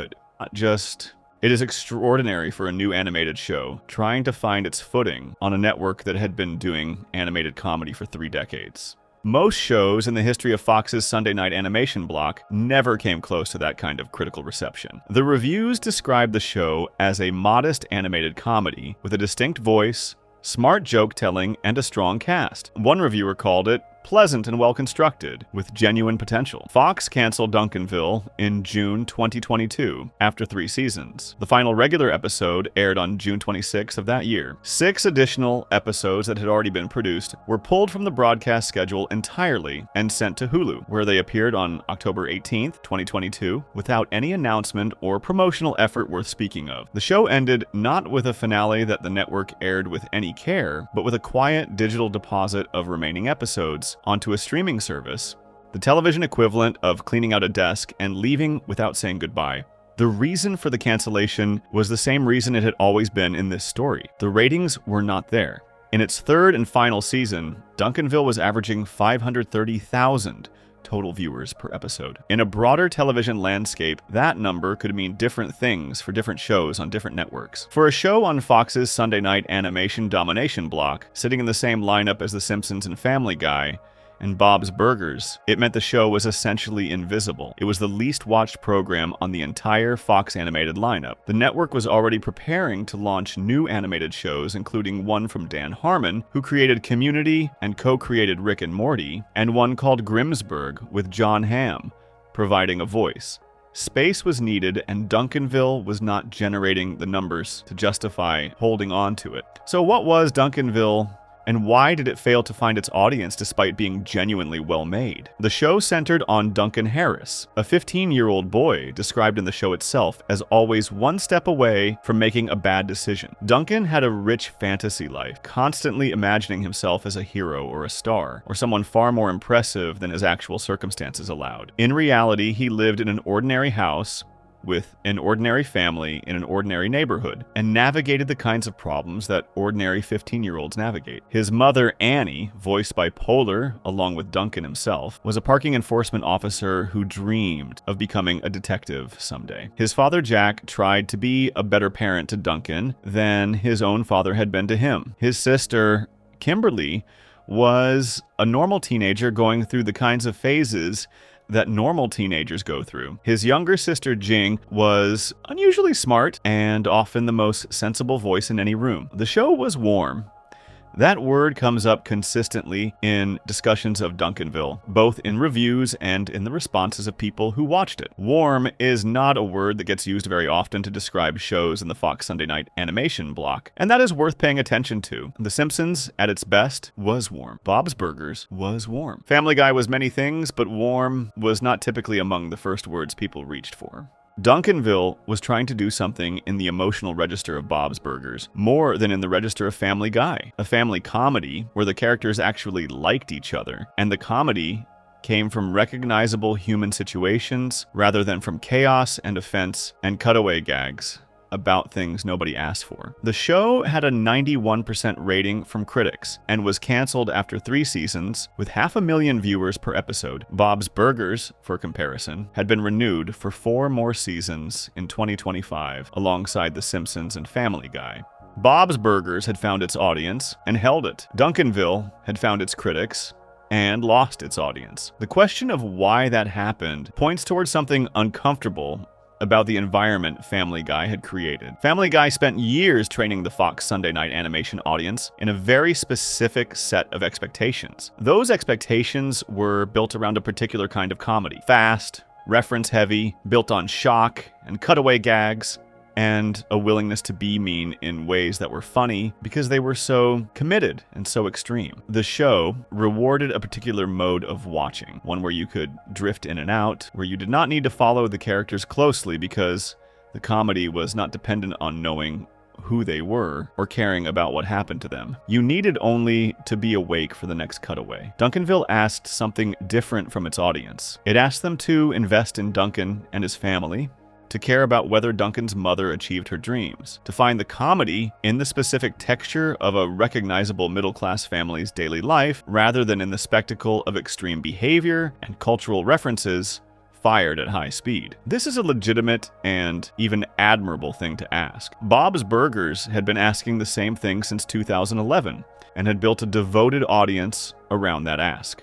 But Bob's Burgers had been building that audience since 2011, which meant by the time Duncanville arrived in 2020, it had nearly a decade of audience relationship to draw on. Duncanville was starting from scratch in 2020 in a television environment that had become significantly more crowded and competitive, where streaming services had expanded the options available to any viewer on any night by a factor that was almost impossible to calculate. The Sunday night Fox animation audience was still there, but their attention was being pulled in more directions than it had been when Bob's Burgers was new. And Duncanville had to compete for that attention against not only the other shows in its own block, but against everything available on Netflix and Hulu and Disney Plus and Amazon and every other platform that had not existed or had not mattered in the same way a decade earlier. The timing of Duncanville's launch added another layer of difficulty. The show premiered in February 2020, which meant its first season was almost immediately disrupted by the global pandemic that began in March of that year. Television production halted across the industry. Schedules were disrupted. The show lost the momentum that a new series needs to build in its early weeks. The word of mouth and casual discovery that happens when a show is new and people are talking about it. By the time things were more stable and Duncanville was airing new episodes again, the moment of its launch had passed and the show had to reintroduce itself to an audience that had been dealing with more pressing concerns than keeping up with a new animated comedy. Despite all of this, Duncanville kept getting renewed. Fox gave it a second season, Fox gave it a second season, Fox gave it a third season. The network clearly saw something in the show worth continuing. Whether that was the critical goodwill, the talent involved, or genuine belief that the audience was there and just needed more time to find the show. 3 seasons is not nothing. The Cleveland show got 4 seasons. Bickleberry got 3. Duncanville lasting 3 seasons puts it in the company of shows that had some claim on their network's patience, even if they never became hits. But the audience numbers in that third season, 530,000 viewers per episode, represented a collapse that could not be ignored. Those numbers were not just low for the Fox Sunday night block. They were low by almost any standard for a show airing on a major broadcast network in prime time. The show's critical reputation had not translated into viewership at any point in its run. And by the third season, the gap between what critics thought of the show and what the general viewing audience was choosing to watch had become impossible to sustain. Fox's statement when the cancellation was announced was professional and warm in a way that suggested genuine respect for the people who had made the show. The network said that Polar, Scully, and Scully had delivered a unique animated family comedy with a distinct voice and point of view, and that they were proud of it. That kind of language in a cancellation statement usually means what it says. This was not a show the network was embarrassed by or eager to distance itself from. It was a show the network could not justify keeping in its lineup based on the numbers. The 6 final episodes that aired on Hulu without fanfare completed a story that had not been given a proper ending on the network that had commissioned it. Duncanville went out quietly without the kind of attention that its critical reception might have suggested it deserved. It was not erased the way Alan Gregory had been erased, scrubbed from the website and pulled from digital services. It was simply finished, deposited onto a streaming platform, and allowed to find whatever audience it could find there on its own time. What Duncanville demonstrates in the context of this essay is the most difficult version of the lesson that all these shows carry. The easy conclusion to draw from a show like Alan Gregory is that bad shows fail. The easy conclusion from Bickleberry is that shameless copies fail. The easy conclusion from The Cleveland Show is that spin-offs built on the wrong character fail. These conclusions are not wrong, but they are simple, and simple conclusions let everyone involved off the hook too easily. Duncanville was not a bad show. The people who reviewed it professionally, people whose entire job was to watch television and evaluate it honestly, gave it a 91% approval rating. That is the rating of something that is genuinely doing what it is trying to do. And it still could not survive in the ecosystem that Family Guy had built and continued to dominate. That is the version of the story that carries the most weight, because it removes the comfort of explaining failure away as the result of poor quality. Duncanville was good quality. It was well made, well acted, well written by people who had proven they understood how to make television that worked, and the audience that Family Guy had assembled and held in the Sunday Night Fox block over 20 plus years did not come to it in numbers that could keep it alive. The block that Family Guy built was built in Family Guy's image. The audience that gathered there gathered for what Family Guy offered. Shows that offered something genuinely different from that, even something genuinely better by critical standards, were swimming upstream against a current that Family Guy had been generating for 2 decades. __quote_8__. That current is still running. And the most complete picture of how it works and what it has done to every show that tried to survive in its neighborhood requires looking at one more angle. Not at any single show, but at the entire graveyard that Family Guy's Sunday night home became. And at the remarkable fact that while everything around it was dying, Family Guy itself just kept getting stronger. Section 10. The cutaway gag, Family Guy's weapon, and the Imitators trap. There is one joke structure that Family Guy owns more completely than any other show owns anything. Not because Family Guy invented it. The cutaway gag existed in various forms before Family Guy arrived. But Family Guy took that structure, built an entire show around it, perfected it over hundreds of episodes, and made it so completely associated with its own identity that when any other show tried to use the same device, the first thing audiences thought was, this feels like Family Guy. Not because the joke was funny the same way, because the format was recognizable the same way. The cutaway gag became a signature so strong that it could not be borrowed without looking like borrowing. Understanding what the cutaway gag actually is and why it works when Family Guy does it and collapses when everyone else tries is the key to understanding almost everything in this essay. The basic mechanics are simple enough. A character in a scene says something. Instead of continuing the scene, the show cuts away entirely to somewhere unrelated. A memory, a parody, a random event, a celebrity doing something absurd, a bit that has nothing to do with the plot of the episode. The cutaway runs for anywhere between a few seconds and a minute or two. Then the show cuts back to wherever it was. The story continues as if the cutaway never happened. The cutaway does not affect the plot. It does not develop the characters. It exists entirely on its own lives and then disappears. This format does several things simultaneously that are worth examining one at a time. First, it releases pressure. When a scene in a sitcom is building towards something, a confrontation, a revelation, an emotional beat, the audience feels that pressure accumulating. In most comedies, the story has to follow through on what it builds. Family Guy's cutaway format meant the show could release that pressure at any moment by simply cutting away to something unrelated. The story could breathe in ways that other formats could not allow. The show was not trapped by its own momentum because it could step outside that momentum whenever it chose to. Second, it allowed the show to make any joke it could think of about anything at any time, regardless of whether that joke had anything to do with the world the characters inhabited. A traditional sitcom lives inside its own universe. The characters can only reference things that exist in their world. Family Guy's cutaway format let the writers reach outside the show entirely and pull in anything from the real world, any celebrity, any movie,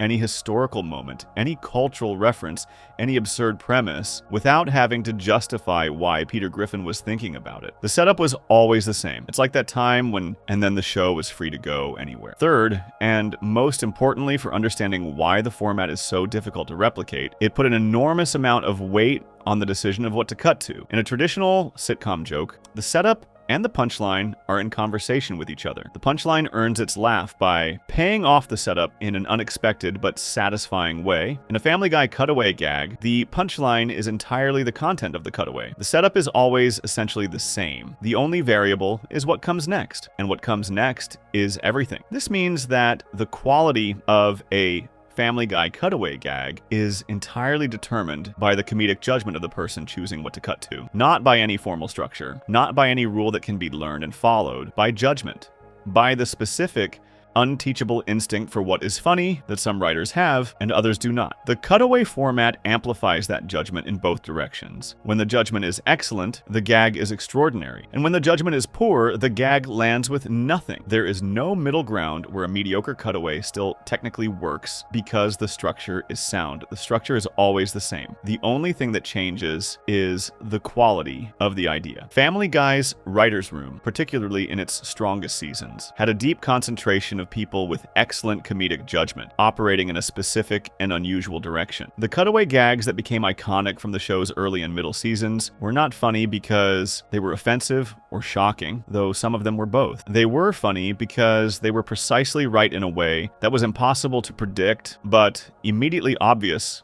in retrospect. The image chosen, the tone of the bit, the specific target, the length it was allowed to run. All of these elements were calibrated with an instinct that had been developing across hundreds of episodes and thousands of collective hours of professional comedy writing. When the Cleveland show used cutaway gags, they looked identical on a technical level. A character said something, the show cut away. A bit played out, the show cut back. The format was executed correctly in every mechanical sense, but the bits chosen were not as sharp. The calibration was not as precise. The specific quality of what to cut to and exactly how long to let it run was not matched by the same concentration of judgment that Family Guy had assembled. The result was a format that looked familiar, but produced less than it was supposed to produce. Like a recipe made with the same steps, but slightly inferior ingredients. Bickleberry used cutaway gags and was described by critics as having stiff, limited animation and humor that was derived too heavily from shows that had already done it better. The format was present. The jokes were not good enough to justify the format. The cutaway in Bickleberry existed because the creators had observed that Family Guy used cutaways and had incorporated them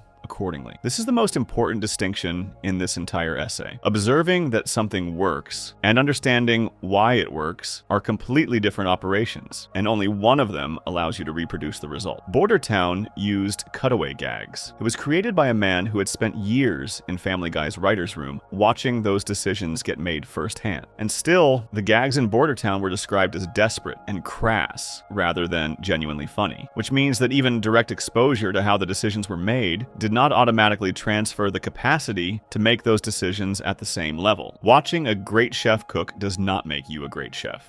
Writing for Family Guy did not automatically generate the ability to recreate Family Guy's comedic judgment in a new setting. American Dad made the most interesting choice in relation to the cutaway gag. It started using them because it launched as a McFarlane show in the Family Guy tradition, and the format was part of that tradition. Then, over time, it pulled back from them. The show increasingly derived its humor from its characters and their relationships rather than from cutaway bits that interrupted the story. This was the correct decision for American Dad's specific strengths, and it was also the decision that most clearly separated American Dad from Family Guy and allowed it to develop its own identity. The show that survived was the show that gave up the signature device. Every show that clung to the signature device collapsed. The broader cultural life of the cutaway gag is worth examining for a moment because it explains part of why Family Guy endured while its imitators faded. The cutaway gag format turned out to be perfectly suited to the way media consumption changed in the years after Family Guy's revival. Short video clips pulled from episodes, shared across the internet without context, watched by people who had never seen the full episode, or perhaps never watched the show at all. This is how Family Guy reached new audiences in the era of social media and internet video. Individual cutaway gags could live completely on their own. They did not require knowledge of the episode they came from. They did not require familiarity with the characters. They were self-contained comedic units that worked in isolation. This quality is what allowed Family Guy to keep building its audience even as television watching habits changed dramatically. People who were too young to have watched Family Guy during its original run or its revival encountered it through clips online. A single memorable cutaway gag shared widely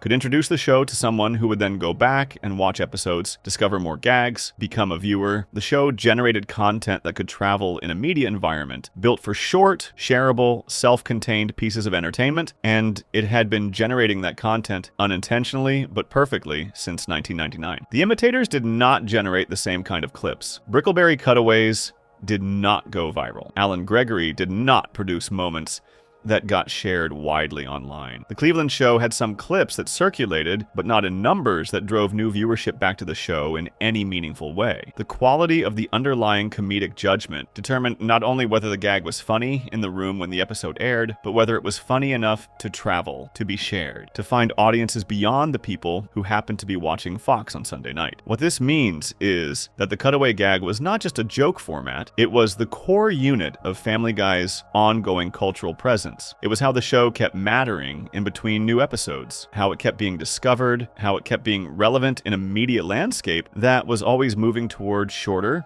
and more shareable content. The Imitators copied the format but could not replicate the output quality, which meant they also could not access the self-sustaining cultural engine that the format built for Family Guy specifically. The shows on this list that used cutaway gags are all gone.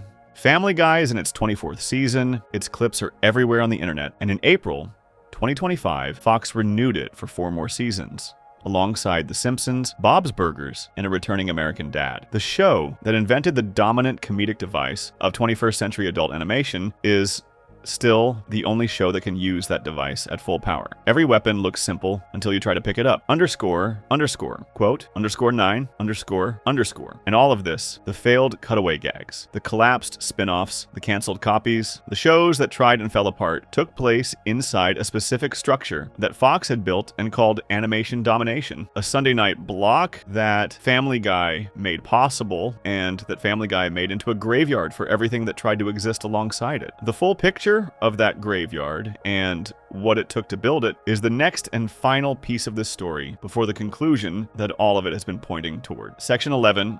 Fox's Animation Domination, the graveyard that Family Guy built. On Sunday nights, Fox runs animated shows. That sentence sounds simple. The history behind it is not simple at all. The Sunday night animation block on Fox, eventually named Animation Domination, is one of the most valuable pieces of real estate in American television, and it exists in its current form because of a chain of events that began with Family Guy's premiere in 1999 and has been shaped by Family Guy's survival ever since. Understanding what that block actually is, who built it, what it has done to every show that tried to find a home in it, and who is still standing at the end, requires going back to the beginning and following the whole line. Fox's history with animated shows on Sunday nights goes back to The Simpsons, which premiered in 1989 and established the basic proposition that adult audiences would watch animated comedy in prime time on a major broadcast network. The Simpsons proved this so thoroughly and so consistently that Fox built an entire programming philosophy around it. Other shows were added to the Sunday lineup over the years. King of the Hill arrived in 1997. Family Guy arrived in 1999. Futurama, created by Simpsons creator Matt Groening, began in 1999 as well, though it aired on different nights before eventually being canceled in 2003 after Fox kept moving it around its schedule in ways that made it impossible for it to build a stable audience. The block got its formal name, Animation Domination, in 2005, which was the same year Family Guy came back from cancellation and American Dad launched. Those two events happening simultaneously gave Fox something it had not had before: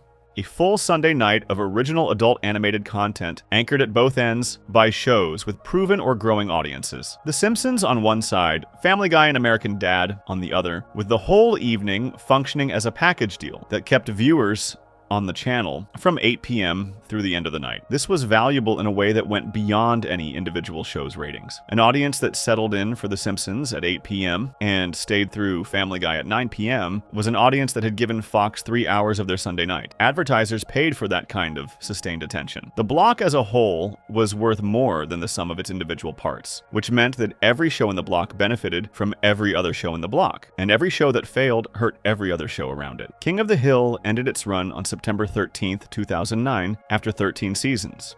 It had aired on Fox since 1997 and had been a consistent and genuine success. A show that took the animated family format in a completely different direction from Family Guy, building its comedy around quiet observation and character specificity rather than chaos and cutaways. When King of the Hill ended, Fox needed something to fill the slot it had occupied. The Cleveland show premiered on September 27th, 2009, 2 weeks after King of the Hill's final episode, stepping into the space that had been left behind. The Cleveland show ran until May 2013. After it ended, Fox tried various configurations of the Sunday night block. Bordertown arrived in January 2016 and was gone by May of the same year. Alan Gregory had come and gone even faster in 2011, 7 episodes and erased. Napoleon Dynamite animated had come and gone in 2012, 6 episodes and forgotten. Bless the Hearts, an animated comedy about a working-class Southern family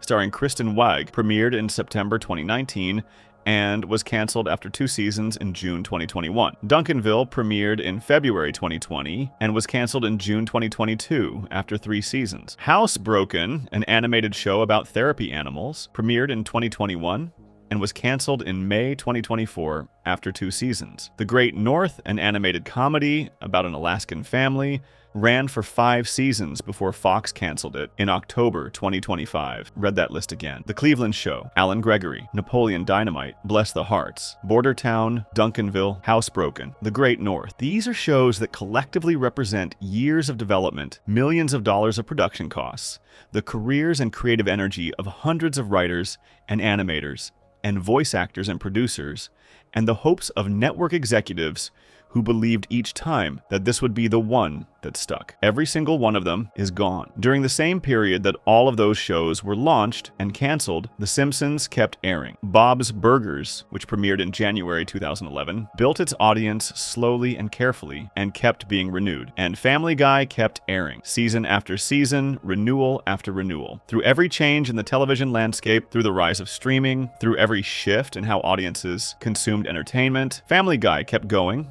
In April 2025, Fox announced a renewal that captured the complete picture of the block's history in a single piece of news. The Simpsons, Family Guy, and Bob's Burgers were each renewed for 4 more seasons. American Dad, which had been airing on cable television since 2014, was confirmed to be returning to Fox as well, also for 4 seasons. The shows returning to Fox's Sunday night lineup in that announcement were all shows that had been part of the block for at minimum a decade and a half. The Simpsons had been running since 1989. Family Guy had been running, with its gap for cancellation and revival, since 1999.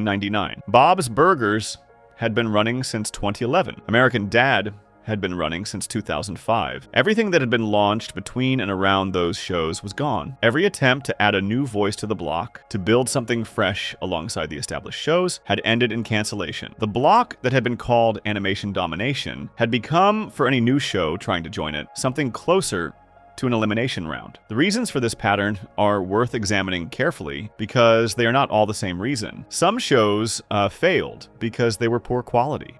Gregory had a 12% critical rating. Bordertown's reviews described it as mistaking crude jokes for genuine comedy. These shows did not give audiences a reason to watch, even before the structural difficulties of the block came into play. They would have struggled on any network in any time slot, but some shows failed for reasons that had nothing to do with quality. Duncanville had a 91% critical rating. The Great North received genuinely warm reviews and ran for 5 seasons before Fox canceled it in 2025. These were not bad shows. They were shows that could not achieve the viewership numbers that Fox required to justify continuing them in an environment where the viewing public's attention was being pulled in more directions than ever before, and where Family Guy's established audience represented the floor of what the block could reliably deliver rather than a ceiling that new shows could exceed. The block's structure itself created a specific and difficult problem for new shows. A viewer who tuned in to watch The Simpsons at 8 p.m. was already a viewer. A viewer who tuned in at 9 p.m. for Family Guy was already a viewer. The question of whether they would watch whatever was between those two shows, or whatever came before or after them, depended entirely on whether that middle show gave them a reason to stay. An established show with a decade of audience relationship could hold those viewers through the force of habit and genuine affection. A new show had to earn that holding power from scratch in a single episode against the pull of everything else available on every other channel and platform. Family Guy had spent 20 years building the habit. Every new show got one chance to establish it. Most of them could not do it fast enough. There's also a more specific dynamic that shaped the block's history in ways that are easy to miss. Family Guy did not just compete with the new shows in the block. It defined what the block meant to the audience. When a casual viewer thought about Fox Sunday night animated comedy, they thought about Family Guy. That association was so strong and so long established that it created expectations for every other show in the block, though those shows could not necessarily meet without being Family Guy, and could not necessarily escape without feeling wrong to an audience that had arrived expecting something specific. Bob's Burgers survived and thrived partly because it arrived early enough in 2011 to build its own identity before the block's reputation had fully hardened around Family Guy's specific qualities. Bob's Burgers was warm and character-centered and deliberately gentle in ways that seemed completely at odds with what the block was known for. And somehow it worked because the show committed to being itself so completely and so consistently that over time it built a devoted audience that came specifically for what Bob's Burgers offered rather than for a version of what Family Guy offered. The Great North tried something similar, a warm, character-centered show about an Alaskan family with a gentle comedic sensibility.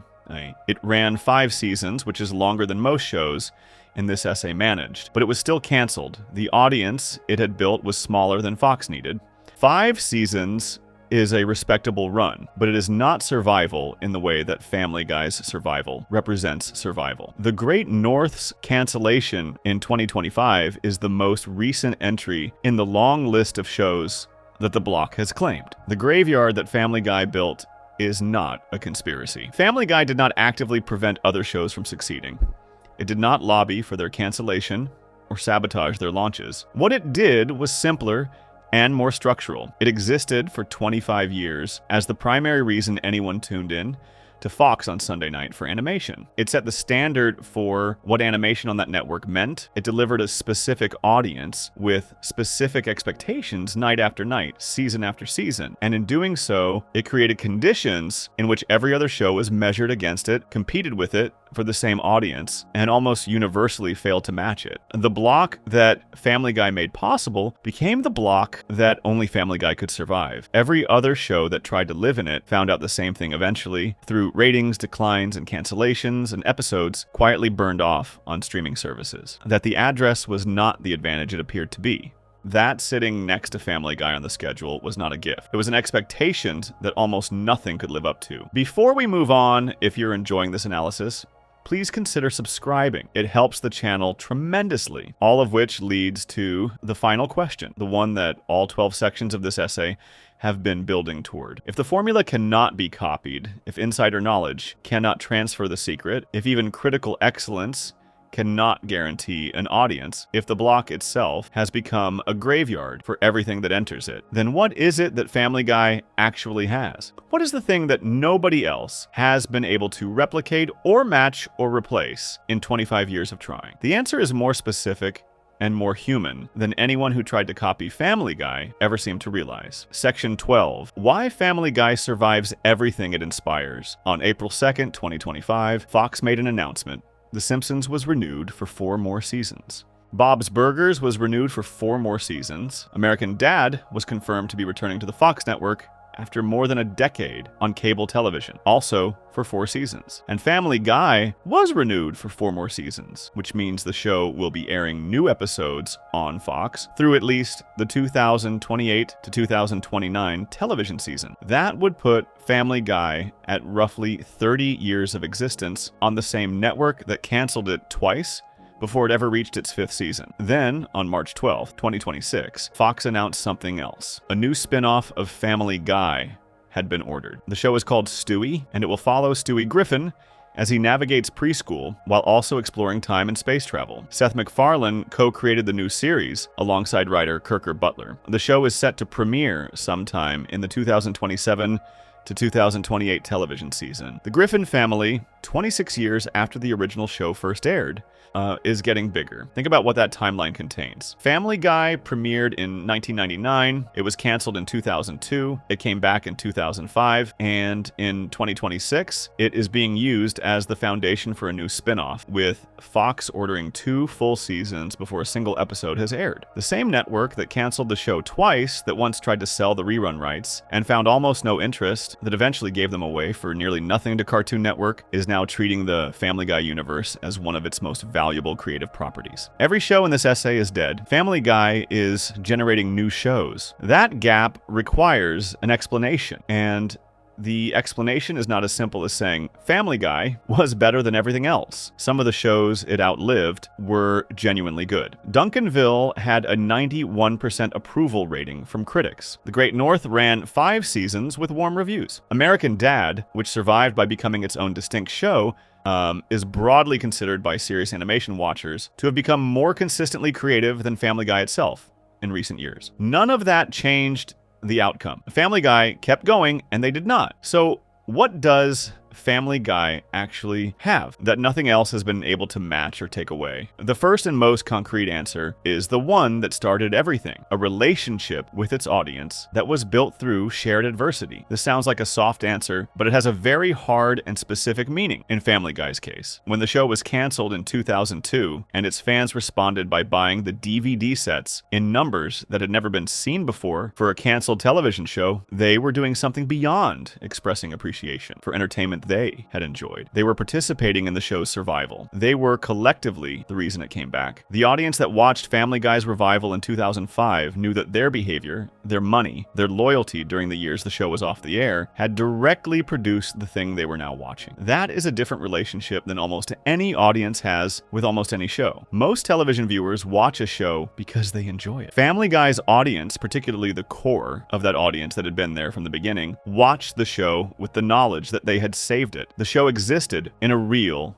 and documented way because they had refused to let it die. That creates a bond between a show and its audience that is not emotional in a vague sense, but historical in a specific sense. It happened. It is documented. Family Guy was the first show ever revived based on DVD sales, a fact that every account of the show's history records precisely, and the audience that drove those sales was real. No imitator could manufacture that relationship. You cannot decide to have a shared history with an audience. You cannot engineer the specific emotional weight of a comeback. The Cleveland show launched with Family Guy's audience watching out of curiosity and loyalty to a familiar character. It did not launch with an audience that had spent 3 years fighting for its existence. Alan Gregory launched on the credibility of a famous actor and a valuable time slot. It did not launch with an audience that felt personally invested in its survival. The starting conditions were completely different, and starting conditions that different do not produce the same result no matter how carefully you try to replicate everything else, like the The second answer is the one about the cutaway gag that Section 10 explored in detail. But it has a dimension that deserves attention here as well. Family Guy's cutaway gags did not just produce good jokes during their original broadcast, they produced a library. By the time the show had been running for 20 years, it had accumulated hundreds of memorable cutaway moments that lived in the cultural memory of its audience and in the internet clip ecosystem that had grown up around them. New viewers discovering the show in 2020 could go back through 20 years of those moments. Every new season added to the library. The longer the show ran, the larger and richer the library became, and the larger the library, the more entry points existed for new audiences to find the show. An Imitator, starting in 2012 or 2015, did not have a library. It had a premiere episode and maybe a second episode. It had to build from zero in an environment where Family Guy was operating with decades of accumulated material. The competition was not between a new show and the current season of Family Guy. It was between a new show and every season of Family Guy simultaneously, because all of those seasons were available and accessible and being shared and discovered constantly. That is not a competition that a new show can win. The third answer is the one about the specific and irreplaceable combination of characters. Family Guy's survival is not about Peter Griffin alone, or Stewie alone, or Brian alone. It is about all of them together in a specific configuration that had been developing and deepening since 1999. The Stewie and Brian relationship, which multiple reviewers across many years identified as the show's most creatively rich pairing, took seasons to develop into what it became. The specific dynamic between Peter and Lois, which balanced genuine affection against the kind of cartoon dysfunction that the show needed to generate its chaos, was not written in a single episode, but built up across years of moments that accumulated into something audiences recognized and valued. You cannot start a new show and have that depth on day one. It has to be built.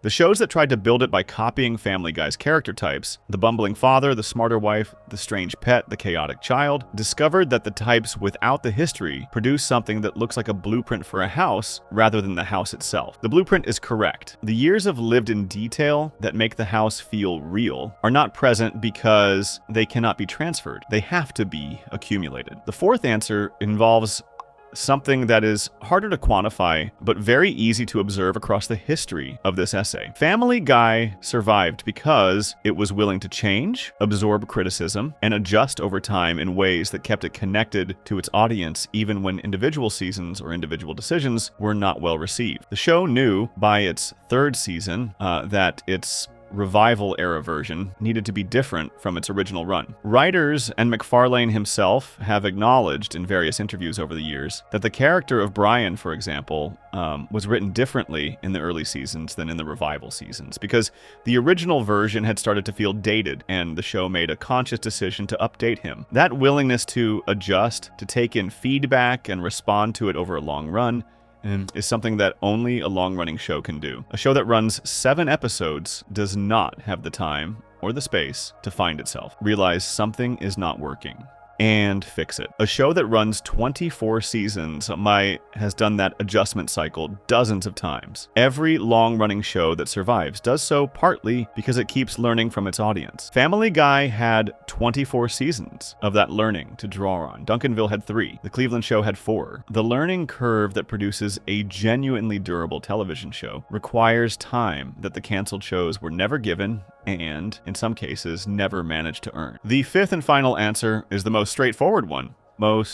And it connects directly to the announcement from March 2026. Family Guy survived because it kept generating revenue that justified its continued existence. The DVD sales that revived it in 2004 were the first demonstration of this. The consistent Sunday night ratings that justified renewal after renewal through the 2000s and 2010s were the ongoing demonstration. The clip culture that made individual Family Guy moments viral content on social media and video platforms extended the show's commercial value beyond its broadcast ratings into a digital ecosystem that advertisers and networks understood was generating awareness and audience continuously. And the Family Guy franchise the show itself, the spin-offs, the merchandise, the crossovers, the cultural presence became worth more over time rather than less, which is the opposite of how most entertainment properties age. The Cleveland show was brought back into the Family Guy cast after its spin-off failed. Cleveland Brown, Donna, Rallo, and Roberta all returned to Quahog in Family Guy's 12th season. The character did not disappear with the failed show. He was reabsorbed into the larger organism that had generated him in the first place. Family Guy ate its own failure and kept moving. Stewie Griffin is getting his own show in 2027. The character, who has been making plans for world domination since 1999, who speaks in a mid-Atlantic accent that nobody in his fictional family appears to find unusual, who has a time machine in his bedroom and a complicated relationship with his mother, is going to star in a new series about preschool and time travel, with 2 seasons already ordered before a single frame has been animated. 28 years after the original show premiered, after a Super Bowl, the universe that show created is still expanding. Every show in this essay tried to share in what Family Guy built. The Cleveland show tried by extension. Alan Gregory and Bordertown tried by proximity and personnel. Bickleberry and Drawn Together tried by imitation. Napoleon Dynamite tried by occupying the same slot. Duncanville tried by simply being